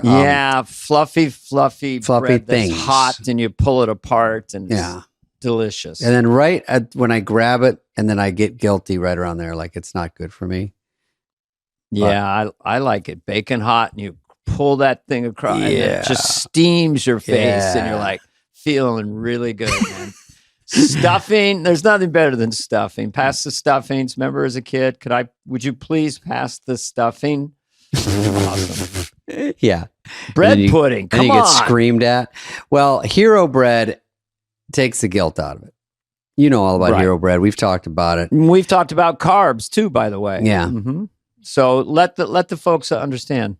Well, go ahead. Their products, delicious, flavorful, but have 0 to 1 grams of net carbs, 0 grams of sugar, and high in fiber. What else do you want? Wow. So you're going to enjoy grilled cheese with a cozy, I like that word, pumpkin soup, buttery Hawaiian rolls with the family dinner, or French toast casserole around the holidays with 0 to 1 grams of net carbs and no sugar. Good Lord, high in fiber. Tastes good. So there's really no reason. You can't give me a reason not to do it. There's no excuses. No excuses. None. There's also a little bit of nutrition. Let's go. We got some nutrition in there. You want to add that in. Listen, you have New Year's Eve goals. You want to eat a little better. Come on. Throw that in the mix. Then you get your breader. You get your bread. And then it's a little better for you. And you get some nutrients. And you're not cheating really anymore. No, I think it's called a win-win. I think that's called. This delicious that is actually good for you. Yeah, I'm just going to call it a win-win. Oh, also, they have a 2-gram net carb Hero croissant, which I get croissants on the road because when I order if I ever get room service, like in the morning before the airport, it's always squishy toast because it gets steamy. Yeah, steamy. They have not fixed that yet. They don't figure it out. So croissant is what it is. You get it. But now with this thing, you'd never know it's low carb and high fiber bread from the texture. Get the soft, fluffy experience you know and love with your next savory breakfast sandwich, late night grilled cheese, or family taco Tuesday. No compromises, just flavor. Hero Bread is offering 10% off your order of their new recipe. Go to hero.co and use code SUPERFLY. Yeah, at checkout. That's SUPERFLY at HERO.co. Dude! What's up, dude! How you doing? Road to the alum. Is that one of them? That's a dude. Oh, he's got his fucking shirt on. How are you, Julian? Hey, man. Good, how are you, Bucks? Well, we can't start now, can we? No, I guess we can. I think Rob will be here in 2 minutes. Are you in the same room with him? Probably not, huh? Jeez. Anybody like themselves? Look at that wall. Patriots, me. Wow. And it's a little messy. It reminds me of you. Where are your Emmys? Whoops. Somebody likes themselves. I love people who have 1 Emmy. Whoops. Some people. Does he have an Emmy? No, I'm just saying. I'm talking about my awards. He's got every Pop Warner. This is Fucking Julian shit. Edelman, and behind his chair, he's gone to get headphones. He's got a lot of awards, this guy. Fucking Pip Squeak Award in 3rd grade for guy that tried the hardest in football. He started out. How tall is tiny. he? 4'11"? He went. He started high Let's school. tell him he's the Kevin Hart of football, and he'll beat the shit out of him. No, he's not. He grew, but No, he's short for that world, which is like 6'3" or something. I like how he goes, "Oh, I'll go to Radio Shack." Where did he go? They just want to say, this is like when people go, "Hey, I'm here. I'm a half hour late." And then they go, "I got to go to the bathroom." So they touch base like, "I'm at the restaurant. I got to leave again. Don't count this as my time. I'm late. I'm here." So he pops in. Gronk doesn't even know there's one today. He's just still trying to turn his fucking laptop on. He's in front of an Xbox right now. Oh, he is here. Dude, David, he's literally hold on, phoning it in. Be right back. Hey, bud, yeah. I gotta unleash the snake. I gotta go piss. Okay. I got to go lay down a King Kong finger. Poop. he's vertical. He's vertical. God, that's because he's phoning it in on his phone. He's literally phoning it in. Yeah. Look at that. We've got ring like lights. And Can you like guys that not he's- hear me? Do I need headphones? I don't know if I got headphones. Oh. I'm back. Actually, that was the first time I wasn't taking a number 2. That was a number 1. So I'm good to go. I like this ghetto ramshack podcast operation, a kitchen chair. you guys have a great phone. set for dudes on dudes. I mean, this set Is this the dude set? It's pretty This is high the end. dude show right now, right? Yeah. We're on your maiden episode. Or no, you've done a few episodes. This is dudes on steroids because we're doubling up with you two. So thank you guys. Fuck yeah. Dudes. Mm. Dudes. Dude, what up, dude? How you Dude. doing, dude? Dudes. Let's talk Remember about that old, food. you guys wouldn't remember this old Sandler album where Dudes. it was, dude, hey, buddy, hey, dude, buddy, dude. That was from the old days. Note? That was on one of those old albums. It was his first album, and it was called 90s. Buddy. Yeah, and we all played, we just talked like that, dude, buddy, dude, and then homie. Chris Rock was homie. I don't know why. Anyway, guys, thanks for coming. I'm sorry two of us were late. Look at Rob left again. There we go. I just wanted to turn off Yeah, that better. backlight. It was annoying. Better. Uh-huh. Dana, I will tell you quickly to briefly let you know who these guys are. I know looked them up all last about them. night. They broke my heart many times. I was, yeah. but I became a Patriots fan. At some point, you had to just You go. have to. Yeah, Well, you were Dana, like the Chiefs of the day. Can you explain how we broke your heart, Dana? Like, who's your team then? Didn't you did you take apart my Niners at some point? Was it 49ers? Oh, I mean, we didn't really play the 49ers. We played them like 2 times in our career. We never played them in the playoffs or anything. So you can't be too disappointed. Who did you beat in your Super Bowls? You have 4, 3. Who'd you beat? Who'd you whip ass on? Come on, dudes. Yeah. Falcons. Destroyed them. Seahawks, Fucking pussies. Go ahead. Seahawks. and Never the like Rams. us. We lost Ravens? we lost in Indy against the Giants. Ooh, sore sub. Yeah, that was bad. Gronk. That's all We have right. a Oh, yeah. weather Super Bowl. We've lost 2 Super Bowls in cold weathers cities, Mm-hmm. Minnesota and Indianapolis. Is it a real thing when they say they're playing outside, like the Dolphins are playing in the snow, they're not going to do well because they're not used to it?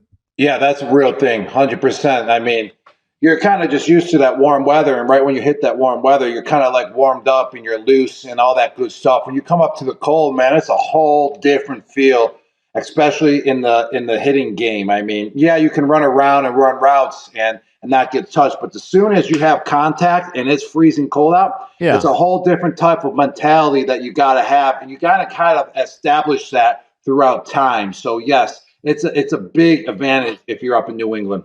But it's also an advantage for the hot weather team when we go there. Like we always used to lose to Miami in, December when, it's freaking 30 degrees, 20 degrees in Boston. You go down and it's 92 with 80% humidity in Florida.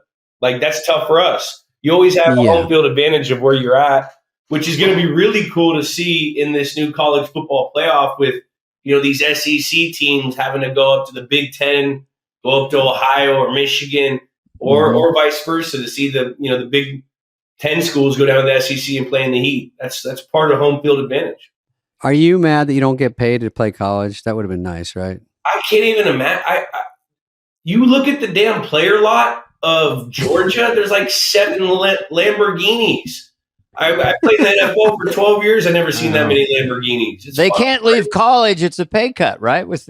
I mean, you guys, they're making $4 million. The gymnast, who's very attractive. When you watch a game, it's like this: the quarterback, who's a transfer from Georgia, just threw to the halfback, who's a transfer from ASU. It's just like Jesus. It's hard to keep track of who's on what. But I know everyone's making way more money than me. It is hard to keep track, and there eventually has to be a rule in place to kind of manage it a lot, better than what it is right now. I mean, like 5 transfers you can possibly have is kind of ridiculous. They need to limit down the amount of transfers you can have throughout your college career. And then also eventually, I feel like there might need to be like a salary cap for each team. Yeah, no shit. It's like so unfair. Like Georgia, Alabama, they got boosters that are billionaires and they can just boom, write any type of check. And then you go to the MAC schools and like those guys, like there's no boosters or anything that are writing big checks like that. It's so unfair. But like it needs to be managed, and like there has to be some type of because it's so new, right? I agree. Yeah. I think Michigan just snaked a guy.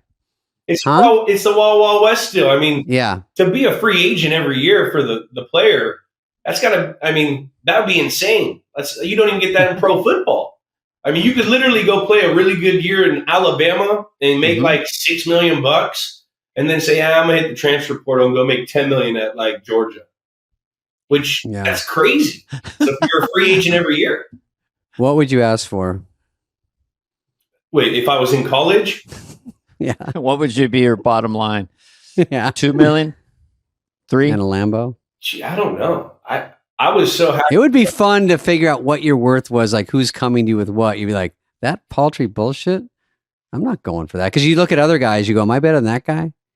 Am I better than that guy? Right? That's how it works. Where does, I'm sorry, I just need to, I'm not an expert on this. Where does name, image, and likeness integrate with this transferring and getting more money? Is it just a separate lane or is it? Well, first off, Dana, it's not really name, image, likeness. That's just a name they said to get by. But it's really just getting paid by the boosters or the school, whoever is paying them. Because these guys, my life right now is name, image, likeness. I'm an ambassador for a couple companies. Same with Julian. I actually have to go out there and go to these companies' business meetings and meet everyone and mingle and go on air and talk about the business. These guys, here you go. Here's a check for your name, image, likeness. And then you just go out and play football. So they're technically not getting paid for that. They're technically just getting paid to go play football. But some of them are influencers and have like 20 million Instagram followers and stuff. And that's those are the guys taking stream. Yes, those are the guys taking advantage of their situation right now in college, so then they can have a long-term program. So those influencers and TikTokers or bloggers or whatever they are, they're building a fan base now. So then say when football is done with, or they go to the NFL, then when the NFL is done with, they're building their fan base up. So then when they're done playing sports, they can go out there and still have an audience and still make some big money, I guess. Yeah. Whatever happened to keeping the main thing, like football? I know. I was about to say, remember Juju Smith with his TikToks and people didn't love it? Yeah. So you come in going, look at how many followers I have. I'm a regular Dixie D'Amelio. And they're like, well, how about just play football, put your phone in your locker, and then let's see what happens at the end of the year. Too old school. I mean, look at the Tyson fight. I mean, fame equals money. I mean, would you guys fight each other for 20 million each, or would you fight Rob Elon would fight Musk? Tyson for $5 million. I would definitely, I think I would fight anyone out there in the world in the boxing ring, not UFC. UFC is too much. I mean, that's brutal, but I would box anyone in the world right now for an 8-figure payday. Hands down. I would quit everything and train for 5 months. 8? What happened? I 8 said figures. 5. That means under 10 is 9 figures, 10 and up. You do it for. I need 8 figures, Dana. If I'm going to get my head knocked in, I need some money. Well, let's just break it down. You as a boxer. So you're basically 6'5", 6'6", 260, or what? I'll break it down for you right now. Me and my boxer. Yeah, break it down. Okay. Yeah. This is for you. What? Okay. Well, we. Okay. Was the front for us or the back? I gave you the side because I'm your. I wanted to know what you're like. Are you? I saw that sundial. Do you take a lot of punishment? Do you delve out punishment? Do you hold a lot? Do you have a jab? Do you have a hook? Do you? I mean, What kind of boxer? Don't be a clincher. Let's ask his friend Julian. What kind of boxer is this guy? Come We on, know Julian. what he is. Give it up. Yeah. He's just haymaker. He's going to try to get you with the haymaker. Yeah, early on. Okay. He's got long reach. If we could work his jab, because he could be really nasty with the jab because he's got like an 8-foot reach probably. He's going to be taller. He's going to have 8-foot reach is pretty good. Yeah, I think if we can get his jab going, just all he's got to do is connect once, and the guy's done. I feel like Jake Paul is a very tough guy, but I think Rob could get in there and mix it up a little bit. I would fight Jake Paul. I would 100%. Like I said, I would fight anyone in the ring if the payday is right. I quit everything right on the spot and train. I would actually love to do that, man. I would have a purpose of just being able to quit everything because everyone would understand, and then have a purpose of just becoming a freaking absolute animal out there again. Unit. And then it's a mystery fight, and then at the end you find out it's Belichick. Oh, now what? I mean, if it was Belichick, it would be like the fight that we just saw, the main event. I would just throw a couple jabs, and then I would back off. And be like, Coach, I love you too much. Just whispering to each other and nudging like two hold cats. Him tight. Yeah. You'd hold him tight. I'll let him throw a couple punches, let him feel good, but that's all. Dude, I like that Jake Paul fight when like third round, he's like whispering, "Don't hit me so hard, Tyson. You know the deal. You initialed it. You docu-signed it." I'm like, okay, guys. Did he say that? It seemed like it, yeah. I think I mean, it was kind of like every time Tyson had a shot, he'd pull back. I go, oh, all the rumors are true. This isn't, I don't know. Wait a minute. Whatever. Are you saying I watched that sporting event might have been fixed? Are you going on record? It wasn't even called like a boxing match. It was like, this is an entertainment thing. I think it was actually categorized as a real fight. A sanction. It goes on their record. There was a sanctioned fight. Mm-hmm. For boxing. That's that they accounting that? Jeez, Peasel. All right, let's get to the hard questions. Let's ask some questions of these grill guys. These guys. Come on, I like it hard. Let's hear it. Yeah, okay. Good. Hey man, that's why you guys came up with Nut House. Is that so you guys are businessmen now. You're starting an empire, basically. Yeah. Nut House Productions. I looked at it. Right? Right. So far, we're right. Correct. Okay, and the new podcast is called Dudes. Dudes on Dudes. Dudes on Dudes. That's right. Dudes on Dudes. But you guys, because you were superstars in your other profession, probably it translates like it did with Michael Jordan and others, like competitive, right? Like you want to build this and just be monsters, right? Because that makes life interesting. That means you're going to build this thing out as a giant production. It's less painful, less hurt on exactly. We're relentless, like Julian always says, and we're not going to stop until we get there, baby. Yeah, we might have a couple bloopers, a couple mess ups, but knowing Julian as a teammate out on the field, he always gets back up when he gets knocked down. And same with myself. You knock us down, we're going to keep fighting, and we're going to keep fighting until we win that championship, baby. Yes. That's a good Have you speech. ever, after someone tackled you during a game, just stood up and said, you do that again, I'll kill you, motherfucker? Have you ever said that to an opposing Did you not player? see Rob do a fucking... Did you not see him in Buffalo when he gave the people's elbow to a fucking... He dropped his elbow on a guy because he got mad at him. I got mad at him. He kept holding me. I did tell him, hey, if you hold me again, I'm going to people's elbow you. But he just kept doing it. That clip. So, he literally... went down and did a people. I like it's called a people's elbow. That's how far away I am from the NFL. The people's elbow is the Dwayne Johnson, The Rock in the WWE, and I brought you drop it on him to the football field, David. Right. You want all your weight on him. Yeah. No, but I think with Nut House, we enjoy doing it. We're competitive, but we're not looking at where we want to bring it right now. We're still just diving into the operation and trying to make the product as best as possible, worrying about what we can with the show and trying to make our chemistry kind of like yours. Very boring. We're 150 in, you asshole, and we don't know what we're doing. By the way, Jules, are you at that goddamn mansion I drive by that I've driven by before? I won't say where. No, I moved. God dang. Fucking the rich get richer. All right. Now, on the roast, we're friends with Nikki Glaze. Well, we're friends with all those guys. I have a few questions just quickly. You did this roast with Tom. Okay, first of all, like when we did the roast, I did the Rob Lowe one. We didn't know each other's jokes ahead of time. Did you guys know each other's jokes? No. We didn't. No, but we would have to tell our jokes to the room, and then they didn't tell us if someone had a joke that they would say like, you can't use that one. Oh, it bumps with somebody. Yeah. Yeah. And to what room? Writer's room? Writer's room. Yes, correct. Oh, you had to get up and say them? On Dude, Zoom. I went to the Comedy Store and fucking performed my jokes. Oh, I should have gone down there. And I was seen it. so terrified. Thank God there was 15 like frat kids there that loved football, so I could say anything and they were going to laugh. But I was up there and I was reading my jokes off of paper, and I did like 12 minutes. I wanted to like test jokes. That's a lot. Yeah. And I was so terrified. It was really stepping outside of my comfort. Oh, that makes you sick. That's so scary to go up in front of people and read those. Yeah, that's 100%. normal.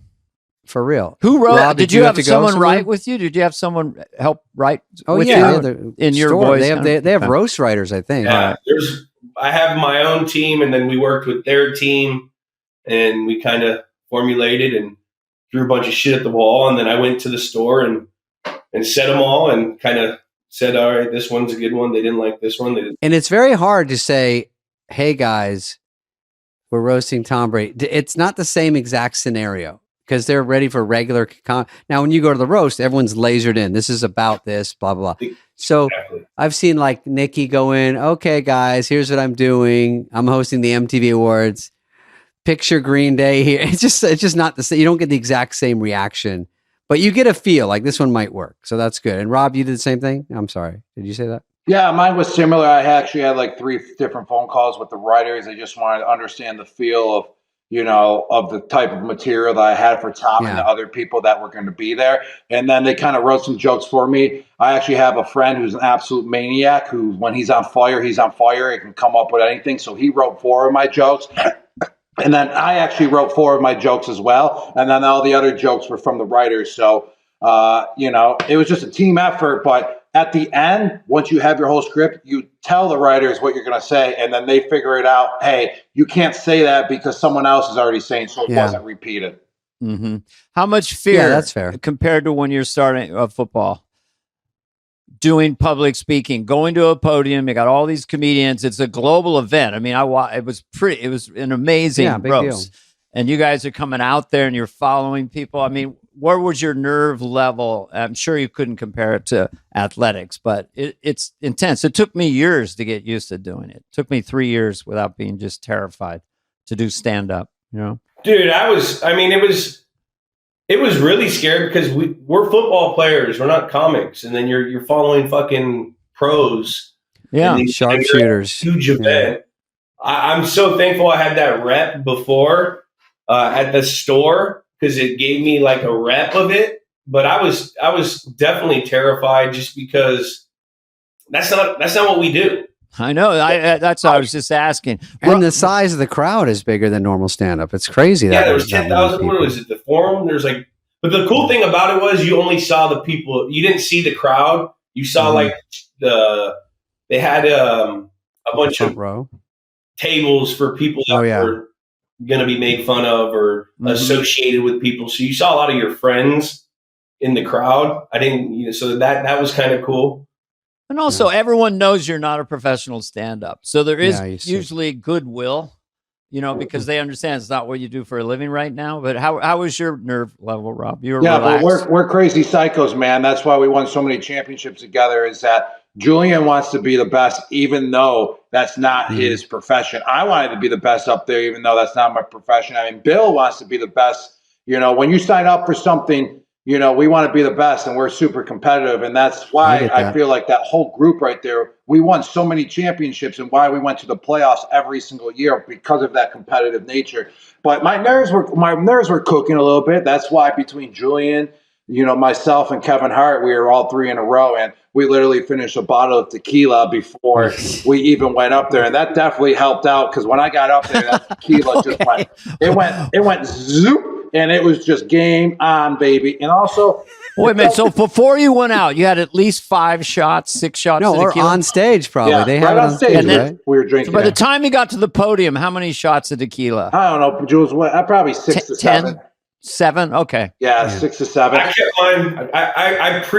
I had a prerequisite of my cocktail before, so I tried my cocktail of what I was going to do before at the store, so I could dial in wow, you're prepared. I have to say that the nerves erase a lot of your buzz sometimes, so you're really drunker than you think because you're so fucking giddy with all the energy and the adrenaline that you go, I don't even know if I'm drunk. I'm just, and you're too. You don't fucked up, feel it actually. as much if you're adrenaline. That's what happened to me. And also, it kind of sucked waiting your turn because once your turn was over, you killed it. It felt so good just to watch the rest of the show. Like it was like you laid back and relaxed. Right. Or you get something stepped on. That's what I was scared because Nikki, I thought was first. And when someone goes before and they do jokes, I'm like, oh my God, I'd be going, fuck, that steps on this joke. Oh, do I got to take that one out? And who do you tell? It's live. You're like, do I text someone? Like, get rid of that joke. It bumps exactly with Kevin Hart's joke. It's the same thing.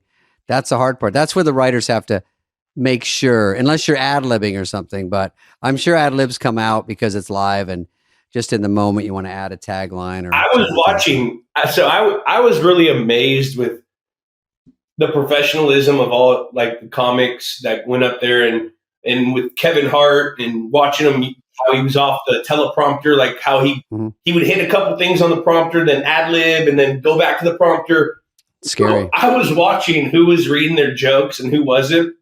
And Rob went up there and I'm sitting there looking at his prompter and then I'm looking and he went completely rogue. He just started going on his own rant. It was crazy. It was like fun to see who was using their prompter and who wasn't. And Rob went full rogue on the prompter and just started going Rob on him. And then you don't know where you're coming back to because they're like, the prompter goes down and they go, is this part? And then you're like, because, live, a lot of those roasts, like the one I did, they trim it from 3 hours down to like an hour and a half. So they were cutting all the fat out, all the mistakes.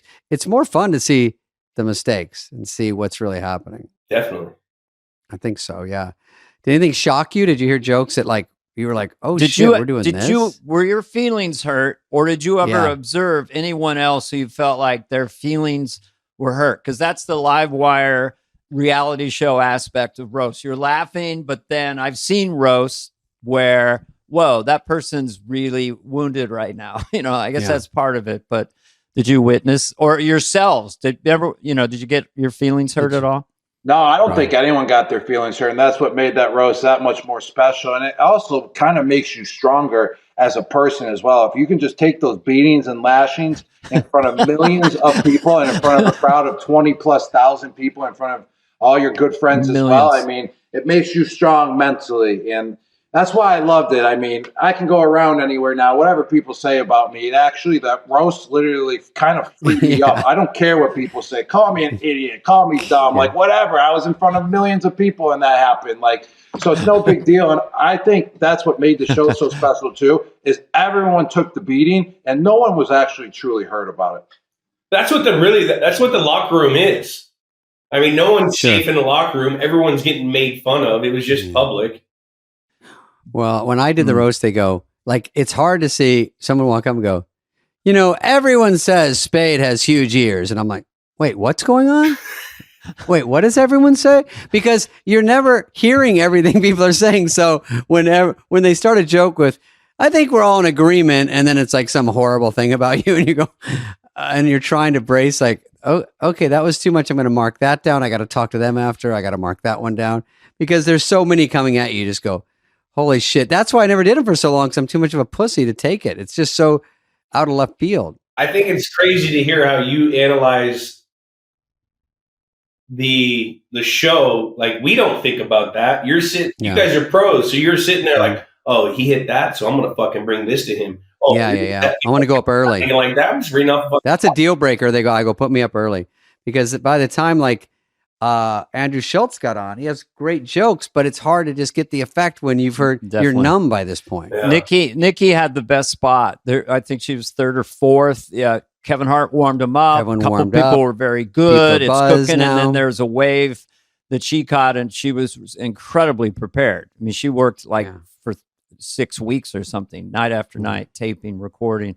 But there's late on, it's just like, do you guys, do professional athletes still snap the towel? Because I haven't been in a locker room since I was. Did they ever?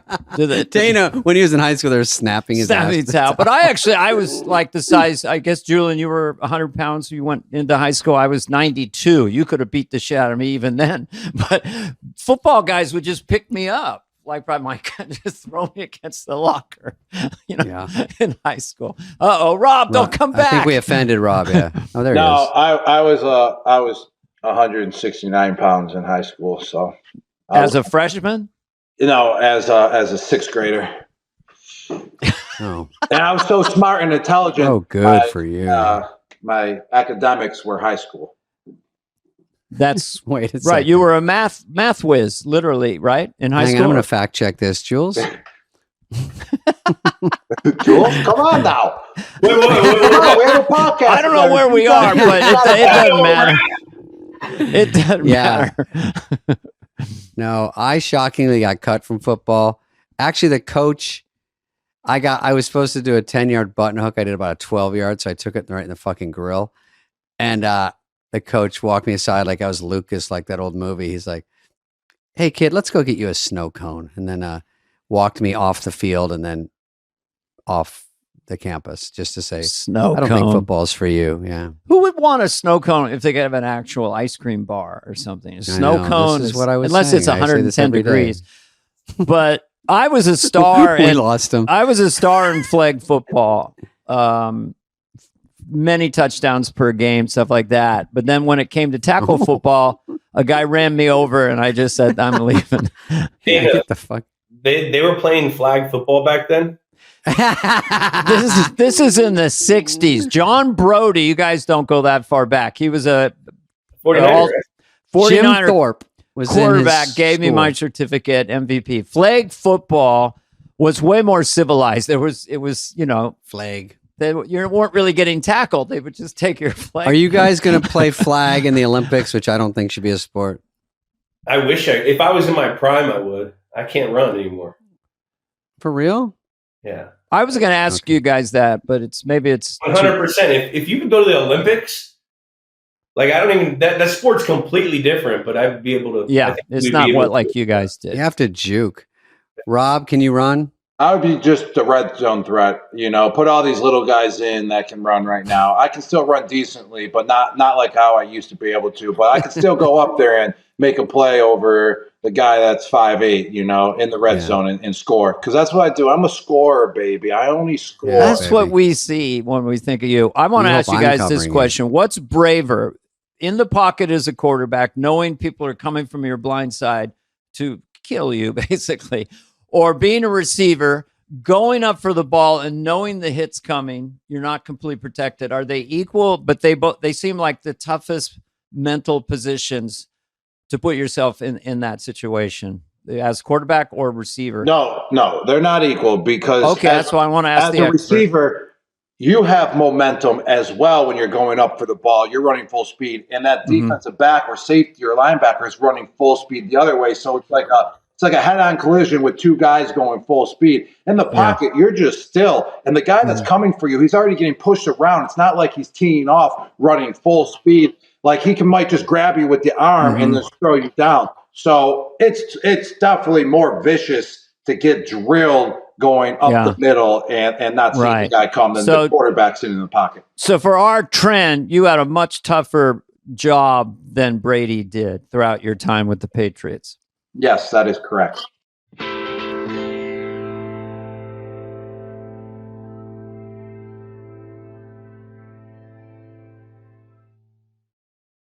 You can't even hit the quarterback anymore, but back then you could hit him a little bit. But Tom played so long, he was getting hit early in his career. Yeah. But it's physics. So like Rob was explaining, I mean, if you're going 16 miles an hour this way, this guy's you're a slant guy. 16 hours this way. No, I know. There's a bigger force. I would say I played quarterback. You could feel it's different because like the quarterback is throwing you somewhere when you're across the middle. You can kind of feel it in the pocket. Sometimes you don't, obviously, but I think it's just the brute speed going across the middle. You guys were both mostly car crashes, but it's better to just do a straight, deep route just so because you're just running basically. Well, it's also it's an easier catch too because the ball's going away and the guy with you is running with you, not right at you. Where's the injury quotient at this point? I mean, how many? My Niners have been destroyed. McCaffrey, Brock Purdy, Nick Bosa, Kittle. I mean, is it just, it's always been this kind of level? It seems like the team that stays healthy, all things being equal, of course, is going to win the Super Bowl. Every team is one or two players away. They're out, and the whole trajectory changes. Dana, I just think that using the injury bug is just an excuse for your 49ers. I just think they can't get the job done anymore this year, buddy. Yeah, they got some injuries, but so do a lot of other teams, and they got so many good players that can step up as well, and it's just not happening. So you're just like everyone else in the Bay Area, just making excuses. So you're just saying that a Deebo Samuels and a Christian McCaffrey, you can get the D-League out there, you're going to get the same production. Exactly. I mean, we had Julian Edelman and Rob Gronkowski out there at one point. Guys, a 7th round pick, and I was a 2nd round nobody coming out with a back injury. Yeah, scrubs. 2 superstars. You became superstars. They should be able to get it done. And they got Kittle. Don't forget about him. He only missed 1 game, so that's technically not right. No. So you gotta love. But Kittle. why does Brock Purdy doesn't make any money? And I feel bad for him. He lives in like a 1-bedroom apartment. He drives an Uber at night. I'm like, dude, everyone else is bitching because they don't get $40 million a year. This guy's a starting quarterback on Dana's best team in there's football. rules. It has to make it 3. He's making less than the Georgia and Alabama quarterbacks that are in college. Yeah, no shit. Go back to college, dude. I know. No, but He drives a Hyundai Excel. getting back to injuries, Yes, please. Idiot. there were some of our best years we didn't win the Super Bowl because we got hurt. You know what I mean? I think in 15 we started 9-0. Mm-hmm. We lose Nate Solder to a pec, Dion Lewis. I broke a foot. There's years where Gronk got hurt. We didn't win. Like, that's part of the game. And that goes into the off season of the program on how they get their athletes going on their performance side, how they keep all their physical and their cardiovascular health. All that stuff is like part of it. So like the whole injury bug thing, everyone deals with it. So, if you're sitting there saying we're one guy away, it's never that. That's never the case. Look at the Jets. And most people are injured anyway. Yeah. When they play. They call it kind of banged up a little bit. The team's a little banged up. You're either hurt or you're injured. Yeah. Everyone's hurt. Ooh. Everyone's hurting. So do you guys feel like you got out at the right time based on if you played too long with too many injuries? I mean, I worked with Dick Butkus on a TV show, and he walked real funny. And he was about 45 at the time.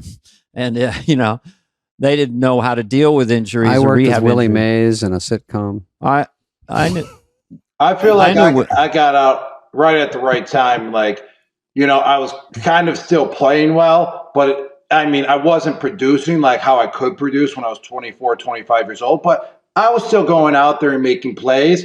But I got out like right before I was going to be absolute terrible. And I feel like that's the best time to go out because you're still on top and you didn't really show that you truly dropped off like out of nowhere. Like the Super Bowl in Tampa. Yeah. Yeah. Well, I played one more year after that. Yeah. But I forgot about the following year. I just think of you as he also went to Florida and won one without Belichick, who we all love. When you ruined the Super Bowl trophy, did they make you pay anything?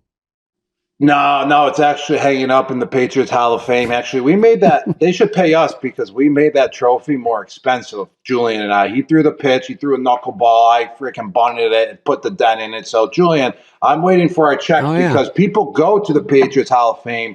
More people do to see it. Exactly. So, hey. It's like art. You want some story behind it. I want date money for that, Jules. I without a doubt, I have the ball that we threw it with still. It's in the right. See, that's worth something too. Super Bowl MVP. Pretty amazing. That was, by the way, David interrupts the highlight of his. Well, who's the Super Bowl MVP? Julian was. Yeah, you were. Yeah, he's Mr. Super Bowl. He also led the receivers, and he's had some great Super Bowls. Super Bowl MVP, that's fucking crazy, dude. Yeah, it was nuts. It's cooler now. Like, you didn't really care when it happened. You were happy that it won, but like now that it's over and it's like 5 years ago, you still get to live off of it. Fuck, absolutely. I would dine out on that forever. I tell people, I said live from New York at Saturday night. That's what I tell people at bars. Oh, yeah. Even though I don't even know if I did, but who cares? Dana said it 200 times. Which one? Live from New York. I'm Dana. I'm adding to my total. I'm adding to my total right now. Hey, Dana. Have any of you? I meet somebody and they're like, hey, what do you do? I'm like, I'm a football player. I'm going to use that for the rest of my life. Yeah, you're right. I say it sometimes. That's right. You guys are gladiators. You're like rock stars, everyone. I mean, I was talking to Belichick about this because I'm on the podcast with him. By the way, I did every joke and every impression I could do. I got him helpless. I got that guy laughing his ass off. It's really fun. You? Absolutely. Great sense of humor. But when you get him into football, just even one question, as you guys would know, it's 20 minutes of intense metrics that it's pretty amazing to watch his brain go like that. He'll be back. But yeah, you guys are, the Super Bowl and football, the ratings and the money is so huge globally. It is the sport, Oscars, Emmys, other televised events. Football is it. And it still attracts everybody. And I just wondered about the money, the billions that's going in there. Is it matriculating to the players? I mean, I think the teams average 400 million each. I mean, you're getting a piece of the television, you're getting the gate. Is it growing, or how do you feel about it as a sport? I mean, it is I think the playoffs are bullshit. Like, I was going to say that for the regular season. Yeah. It's crazy. When you play in the playoffs and the Super Bowl, you're actually taking a pay cut because what they do is you get your salary, you divide it into 17, you get paid every 2 weeks. So you can imagine what that check looks like. When you go to the playoffs, you're getting you get 20 grand for the first game, you get 30 grand for the second game. When you're looking at the league making in the playoff games with all their, all the viewership and stuff. So we actually get the short end of the stick when it comes to playoff money. But that's also negotiated in our collective bargaining agreement. We get, a certain percentage of what the TV contracts and what the league makes. But it never comes down when you're playing in the playoffs, that's for the love of the game. Now, 20 grand's a lot of money, but you look at your regular game day check, from the regular season, you're putting in more work than what you're doing in the regular season. You're getting paid less. So, when you think about it, playoffs and winning the Super Bowl, I think you get a couple $100 grand, $3 grand all together. It's still not even a toenail clipping of what the league's making during that. I didn't even know that at all, that you make less. But it's an overall Robert, did I read this? It's technically a bonus. Right. So, you make your salary, and then once the regular season's over, you get rewarded. Right. And the ratings are higher, though. So way higher. Someone's making more. Yeah. And Rob, is it true that you just saved your salary and just lived off endorsements and all the rest? Yeah, I have, man. It's been great. I can tell you that. It's been great living. And I just, I definitely live by that motto for especially my first 5-6 years in the NFL, because you don't know how long you're going to play for, man. The NFL stands for not for long. You can average about 3 years. So I was like, hey, I want to make sure I'm taken care of if I only play 4-5 years in the NFL. So I was living like that just so, I didn't have to worry if I had a short career. So it just stayed with that motto from there on out ever since, because, it was just working. And where did you put the money? Was it a cash, or I'm just curious. No, investments and everything, all that good stuff. So it's making money as well. Mm-hmm. I'm living off my beer pong winnings right now. You guys, first of all, I think we should thank these guys. We've taken enough of their time. 2 dudes, we think you're great. Dana, do you have any final questions? Well, I just want to, go ahead. Dudes on dudes. Dudes on dudes. With Gronk and Jules. These 2 guys. Business. So the concept of our show is we basically talk about 3 different dudes, and we categorize what kind of dude they are. You can be a dog, which is someone who's mentally, physically, emotionally tough. You could be a freak, a one-of-one. You could be a dude's dude, which is like a glue guy in the locker room. You could be a stud, someone who has pedigree on everything. And then you could be a whiz, which is someone who's innovative. And I think you guys would be whizzes and glue guys. Oh, okay. So it can apply to comedians too, not just athletes. Well, it can apply to anything. Dude's not just a guy. A dude is a figure of speech. Could we be like beasts? Like Spade's a beast. I don't know if I've no. There's 5 categories. Beast is not one of them. There's actually you can either be a freak, which it's kind of a beast. Stud, a wizard, dog, or a dude. A dude's dude, or a dog. I like Gronk saying, Dana, I don't think you understood the rules. Okay. Beast was not one of the choices. Steph Curry, go. Which one is he? Steph Curry. Wiz. All right. Changed the game. He's changed NBA basketball. Yeah. Aaron Rodgers. Ooh. Are we going back in the heyday in 2010? I would say Aaron Rodgers back in the heyday, man. Just an absolute stud. Just the way that he can just bullet those passes with a flick of a wrist. I mean, you got to be a stud muffin in order to do that. Are you? Is Aaron coming back next year? What do you think he should do? Ooh, I don't know. I thought the show was over. I thought you were letting us off, David. How is his name pronounced? Saquon Barkley, the guy who just ran for 255 yards. Saquon Barkley. Say what Barkley? What is he? He's a freak. Okay, he's a monster. I agree. He's a freak. Yeah, he runs. Have you seen his legs? They chafe because they're so big. Oh yeah. I have a Google alert whenever they show it. He did a 360 jump over someone, like literally. Oh, I saw that. Like, that's a fucking freak. This guy's taking it to another level every single week, which is just freaking incredible. And he is freaky. I mean, a freak is basically someone that you just look at and they look like a specimen. And Saquon Barkley, you look at his quads and those are just a specimen quads and just how much he can lift. So that's how we kind of categorize guys as well, is how they perform off the field sometimes, what they look like, and just how they play the game. So Herschel Walker. Ooh. Now you're trying to get us going. I'm going in the 90s. No, okay, let's Herschel Walker, he's a dog. Yeah. He's self-motivated. They didn't win any Super Bowls. He played with the Oilers and who else? Herschel. I remember Houston. So Houston, yeah. I mean, I would say he's a dog. That dude was so powerful, and there were so many times where you thought he was down, and he put his shoulder down and run a guy over, take 3 guys. Okay, Rob, what's Julian? Oh, actually, we haven't. And Julian, what's Rob? Oh, that comes. That's the mic drop. Oh yeah, okay. Don't give it away. That's the season ender. Yeah, I would say if I'm looking, I can't give that away. Come on now. No, don't give it away. I'd say Rob's a freak and a stud, and I'd say I'm freakishly gifted, and Julian is a dog and a wizard and a glue. I like that. You can be a combo. Those are just my blinks. I don't know. All right, you guys are allowed to combo us. I like it.